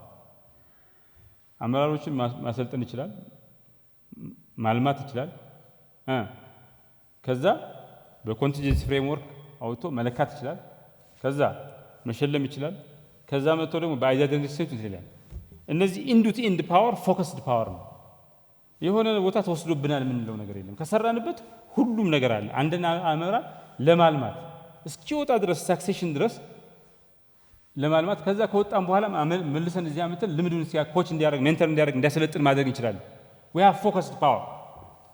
ይሄ ፎከስድ ፓወር እንደ ሚቲ ሰዎች ሆነን ከተጠቀምንበት አገር እንቀይርበታለን። አለበለዚያ ደግሞ ከሞይ ደጃፍ ሞፈር ይቆረጣል እንደሚባለው ማንረባ ከሆን ይሄ እጃችን የገባው መልካም እድል ጣፈንታ እንዲባክን ካደረግነው ሚስድ ኦፖርቹኒቲ ይሆናል። ሌላው ምንድነው አንድ ነገር ሲያያዝ ምንድነው what is true for each part ይውላችሁ። አሁን ሶዲየም ክሎራይድ ነጭ ነው አይደል? ጨው ማለት ነው። ሶዲየም እና ክሎሪን ግን ለየብቻቸው ምንድነው? ሶዲየም ምንድነው? ከለሩ አረንጓዴ ነው፣ ቢጫ ነው። ለየብቻቸው ሌላ ነው። what is true for each part is not true for the sum። የሆነ ቢጫና አረንጓዴ ምናምን ናቸው ለየብቻቸው። ስትቀምሷቸው ጨው አይሉ፣ ሲዋሃዱ ግን ነጭ ነገር ይፈጥራሉ፣ ጨው ይፈጥራል። እያንዳንዷን በደንብ ከሰራ ነው ሲደመር ሌላ ነገር አለ፣ ሪፕል ኢፌክት አለ፣ ሌላ ተአምር ይፈጥራል። መጀመሪያ እያንዳንዱን ለየብቻው በደንብ አድርገን እንሰራዋለን። ከዛ እናያይዘዋለን። ስናያይዘው ሪፕል ኢፌክት አለው። ድንጋይ የሆነ ውሃ ላይ ስትጥሉ ክብ ይሰራል፣ ይሰፋ ይላል ክቡ አይደል? ሪፕል ኢፌክት አለ። ሶ ኢፍ ዩ ዱ እያንዳንዷ ታስካችን የሰጠችን ማንዴት በደንብ ሰራት ራሷ ትርጉም ያለ። እነዚህ ደግሞ ሲገናኙ አንድ ላይ ሲሆኑ ተቋማዊ ሲሆኑ ምን ያመጣሉ? ተአምር ይፈጥራል። ቢግ ፑሽ ይሆናል። ሌላው ይሄ አመራር ልማት ትልቅ ስራ እንዲሰራ ምክንያት የሚሆንበት ጊዜ ውስጥ እንገናኝ። ምክንያት ጊዜው ያመቸናል። ሳውዝ ካሊፎርኒያ ዩኒቨርሲቲ ሳውዘርን ካሊፎርኒያ ዩኒቨርሲቲ የሚባል ዩኒቨርሲቲ አለ። በጣም በኮሚኒኬሽን አንደኛ እዛ የሚያስተምር ሰው አለ። ካስቴሎ የሚባል ሰውዬ አሁን ያለንበት ዘመን ላይ የሚገኝ ማህበረሰብ ኔትወርክ ሶሳይቲ ነው ይለዋል። ኔትወርክ ሶሳይቲ ነው ማለት ከፍተኛ የሆነ ግሩፕ እንትን አለ ማለት ነው፣ እንቅስቃሴ አለ ማለት ነው። ሊደርሺፕ መጀመሪያውን ከሂማን ኔቸር ጋር የተሳሰረ የሚሆነው ከሳይኮሎጂ ከሂማን ኔቸር ጋር የተሳሰረ የሚሆነው ከሰው ልጅ ማንነት ጋር አመራር አስፈላጊ የሚሆነው ሰዎች 2 3 4 እየሆኑ ስለሚንቀሳቀሱ ነው። ከነሱ ማን ይመራዋል? ማን ምግብ ያመጣል? ማን ያቀናጃቸዋል? የማን ኃላፊነት ነው ሰዓት የሚቆጣጠረው ምናምን ሲል አመራር ኢመርጅ ያደርጋል። ከዚህ ቀደም የዓለም ህዝብ የተበተነ ነው። አሁን ግን ኔትወርክድ መሆኑ ያ ኔትወርክ ደግሞ ግሎባል ኢምፕሊኬሽን ያለው መሆኑ አመራር የሚባለው ነገር ከመቼውም ጊዜ በላይ ኢምፖርታንት ያደርገዋል። ይሄ አንሰርቴኒ ነው፣ ፔሪድ ኦፍ አንሰርቴኒቲ ይሉታል። ምን እንደሚሆን እርግጠኛ ያለ ሁሉ ነገር የምናውቀው እየፈረሰ አዲስ የማናውቀው ነገር ፖስት ሂማኒዝም ሲንጉላሪቲ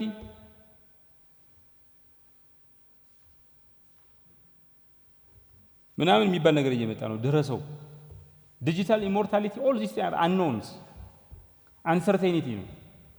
ይህን አንሰርቴኒቲ ናቪጌት የምናደርገው አንሰርቴኒቲም ከሌላው በተሻለ መንገድ የሚረዱና የሚያውቁ ኢንላይት እንዲሆኑ ሰዎች ዘመናቸውን አሻግረው የሚያዩ በፓወር ኦፍ ኢማጂኔሽን ምክንያት ዛሬ ተሻግረው እንደነ ሉተር የዛሬ 60 ዓመት ኦባማ ፕሬዝዳንት የሆነው ከ60 ነው ከ40 ዓመት በኋላ ነው ከሉተር ንግግር። ሉተር ያን ነገር በሚናገርበት ሰዓት አጠገቡ ሰዎች የታሰሩ ነው የተገደሉ ነው። ጥቁርነት ወንጀልነት ነው፣ በቃ የተጻፈ ወንጀልነት ነው።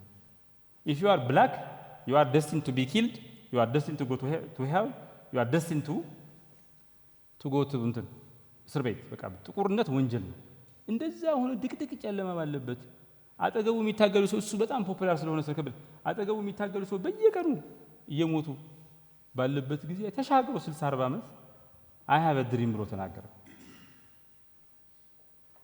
መሪዎች ይሻገራሉ። ዛሬ ያለ ችግር መከራን ምናምን ድቅድቅ ጨለማን በትንሽ የብርሃን ፍንጣቂ አይተው ረጅም ጊዜ ህብረተሰባቸውን የሚያራምድ ጥቁሮች ከዛ በኋላ አይ ሃቭ ዘ ድሪም የሚባለው የሉተር ንግግር ነዳጅ ሆኗቸው ለዛ ኦባማ ሲመጣ መጨረሻ ላይ ሪያላይዝ አደረገ። ሊደርስ አር ዚስ አንሰርቴን ታይምስ። ይሄ በጣም አስቸጋሪ የሆነ የማይታወቅ ዘመን የሰው ልጅ ጨለማ ላይ እንደመተኮስ ዝም ብሎ ጨለማ ላይ የተኮሰ ወንድሙን እያቆሰለ ምናምን ጠላት ገላለሁ ብሎ ወይ ደግሞ ፊሽንግ ኤክስፔዲሽን እንደሚባለው አሳ ስታጠምዱ ምን ይዛችሁ እንደምትወጡ አይታወቅም። የሚበላ አሳ ትንሽ ፈልጋችሁ ስታጠምዱ አሳ ነባር ይዛችሁ ሊበላችሁ ይችላል። አንሰርቴን ነው አሳ። ጸሎት ብቻ ነው የምታደርጉት፣ እርግጠኛ አይደላችሁም መልህቁ ምን ይዞ እንደሚወጣ። አንሰርቴን ታይም ነው። መሪዎች ማተር ያደርጋሉ ከመቼውም ጊዜ በላይ። 500 ዓመት የነበረው ሲቪላይዜሽን እየወደቀ እንትን በዚህ ጊዜ መሪዎች ያስፈልጋሉ። የኛ ተቋም የሚገኘው ከመቼውም ጊዜ በላይ መሪዎች አፍሪካም ዓለምም ኢትዮጵያም በሚፈልጉበት ጊዜ ነው። ትላንት የሰው ልጅ መሪ ያስፈልገው ነበር። ትላንት ሀገራት መሪ ያስፈልጋቸው ነበር። ትላንት ዓለም መሪ ያስፈልጋት ነበር። ዛሬ ግን ከመቼውም ጊዜ በላይ መሪ ያስፈልጋታል። ትላንት የነበረው መሪዎች የምንፈልግበት ምክንያትና ዛሬ ይለያያል። አሜሪካን ሀገር ውስጥ ፕሬስ በጣም ይከበራል። ፋየር ፋይተር ሜን ኢን ዩኒፎርም፣ ይሄ ወታደሮች በጣም ይከበራሉ። ወታደር የሆነ ሰው ለፕሬዝዳንትነት ቢወዳደር ሲቪሊያን ጋር ያሸንፋል። እነዚህ በሆነ አጋጣሚ የሚከበሩ ተቋማት አሉ። በየሀገሩ የሆነ ሙያ የተለየ ክብር አለ። እነዚህ የሆነ ተቋማት ይከበራሉ በጣም እንትን እኮ ምን ፊንላንድ ብትሄዱ መምህርነት በጣም ይከበራል። ዛሷ ሂውማን ሪሶርስ ዴቨሎፕመንታቸው አይዲያ የሆነው ጎቱ እንትን ኮሪያ እንደዛ ነው። መምህርነት በጣም ነው የሚከበረው። እኛ ይህን ተቋም ሞዴል አድርገን ነው ኢትዮጵያና አፍሪካ ጥሩ መሪዎች እንድታፈራ የሚያስችል ስራ ሰርተን እንትን ካል ይሄ የመሪነት አመራር ስራ ልማት የሚባለው ይሄ ተቋም ያገር ባለውለታ ነው የሚሆነው። ነገ ጠዋት የልጆቻችን ይዘን እንደው ፈጣሪ ሰጥቶን እድሜው ሰጥቶን ወክስ እናደርግ ይኸው እዚህ ላይ እንደዚህ ታሪክ ሰራን እንደዚህ ያደረግን ለምናወራው ለትውልድ የምንተርከው በትውልዶች መካከል በዘመናት መካከል የተለየ ስፍራሚያ ባለውለታ የሆነ ተቋም ባለውለታ የሆነ ትውልድ ባለውለታ የሆነ ሰራተኛ የሚያስብለን የተለየ እድል አለ ከሰራ ነው ማለት።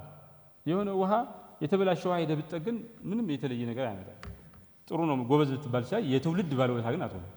መሪ ግን እንዲፈጠር ብቃት ያለው መሪ እንዲፈጠር ምክንያት የሆነ ተቋም ምክንያት የሆኑ ሰዎች ግን ሰራተኞች ግን የትውልድ ባለውለታ ናቸው። የሀገር ባለውለታ ናቸው። የሲቪላይዜሽን ባለውለታ ናቸው። ከዚያም አልፎ እኛ ለአፍሪካ የምንሰራ ስለሆን እሱም በአግባቡ ከሰራን ለአፍሪካን ባለውለታ ነው። ሌላው ልዩ መሆናችን ዩኒክ እንትን አለን። አሁን ዳቮስ ሂዱ የአመራር ልማት ስራ ይሰራል። የውይይት ምናምን ሴንተር ነው። እኛ የዳቮስ ባህሪ አለ። የአመራር ልማት ስራ እንሰራለን። ኮሪያ ውስጥ ያለው የአመራር ልማት አካዳሚ ኮምፒተንሲ ፍሬምወርክ አይሰራም። ሌላ ተቋም አለው ይህን የሚሰራ ዩኒክ ባህሪ ያለን ብዙ ተቋማት የሌላቸው ብዙ የኢትዮጵያ ብቻ አይደለም የሚመለከተን የአፍሪካ እንሰራለን ብለናል። ዩኒክ ነው በጣም ወዘሩ፣ አቀማመጡ፣ ህንፃው፣ ማንዴታችን ምናምን በሙሉ ልዩ ተቋም ያደርገዋል። በጣም ብዙ ኮንሰርቬቲቭ ፓወር አለ። ይህን ለቨሬጅ ካደረግነው እድል ሊሆን ይችላል። ይሄ ዘመን ዘ ኤንድ ኦፍ ሊደርሺፕ ይባላል። ምንድነው? በመሪዎችና በተከታዮች መካከል ያለው ጋፕ እየጠበበ ነው። ቢኮዝ ኦፍ ዴሞክራታይዜሽን ኦፍ ናውሌጅ። የአመራር ልማት የሚሰሩ ተቋማት ደግሞ ይህን መሪዎች በዚህ ጊዜ የሚያስፈልጋቸውን ስኪል እንዲኖራቸው የሚያደርግ ስራ እየሰሩ አይደለም። ሶ ዘ ኤንድ ኦፍ ሊደርሺፕ አዚ የምናውቀው አይነት አመራር እየወደቀ ነው። ዲስትሪቢዩትድ ሊደርሺፕ፣ ዲሴንትራላይዝድ ሊደርሺፕ ምናምን የሚባል ሊደርሺፕ ሴንትራላይዝድ ትራዲሽናል እንትን እየቀረ ዲስትሪቢዩትድ ዲሴንትራላይዝድ ሊደርሺፕ ኢመርጅ እያደረጋል። ውሳኔ ሲወስን መሪ አሁን ኤአይ ያግዘዋል። አማካሪ ኤአይ አማካሪ ነው። ነገ ጠዋትም ኤአይ ሊመራን ይችላል። ሲንጉላሪቲ የሚባለው በኢንቴሊጀንስ ከበለጠን ማለት መሪዎች አሁን በሚቀጥለው ማህበረሰብ ጠቃሚ እንዲሆኑ በዚህ ይህን ህብረተሰብ ለመምራት የሚያስችላቸው ስኪል እንዲኖራቸው ለዚህ ዘመን የሚመጥን ካሪክለም፣ ለዚህ ዘመን የሚመጥን ስልጠና፣ ለዚህ ዘመን የሚመጥን እውቀት ሊያገኙ ይገባል።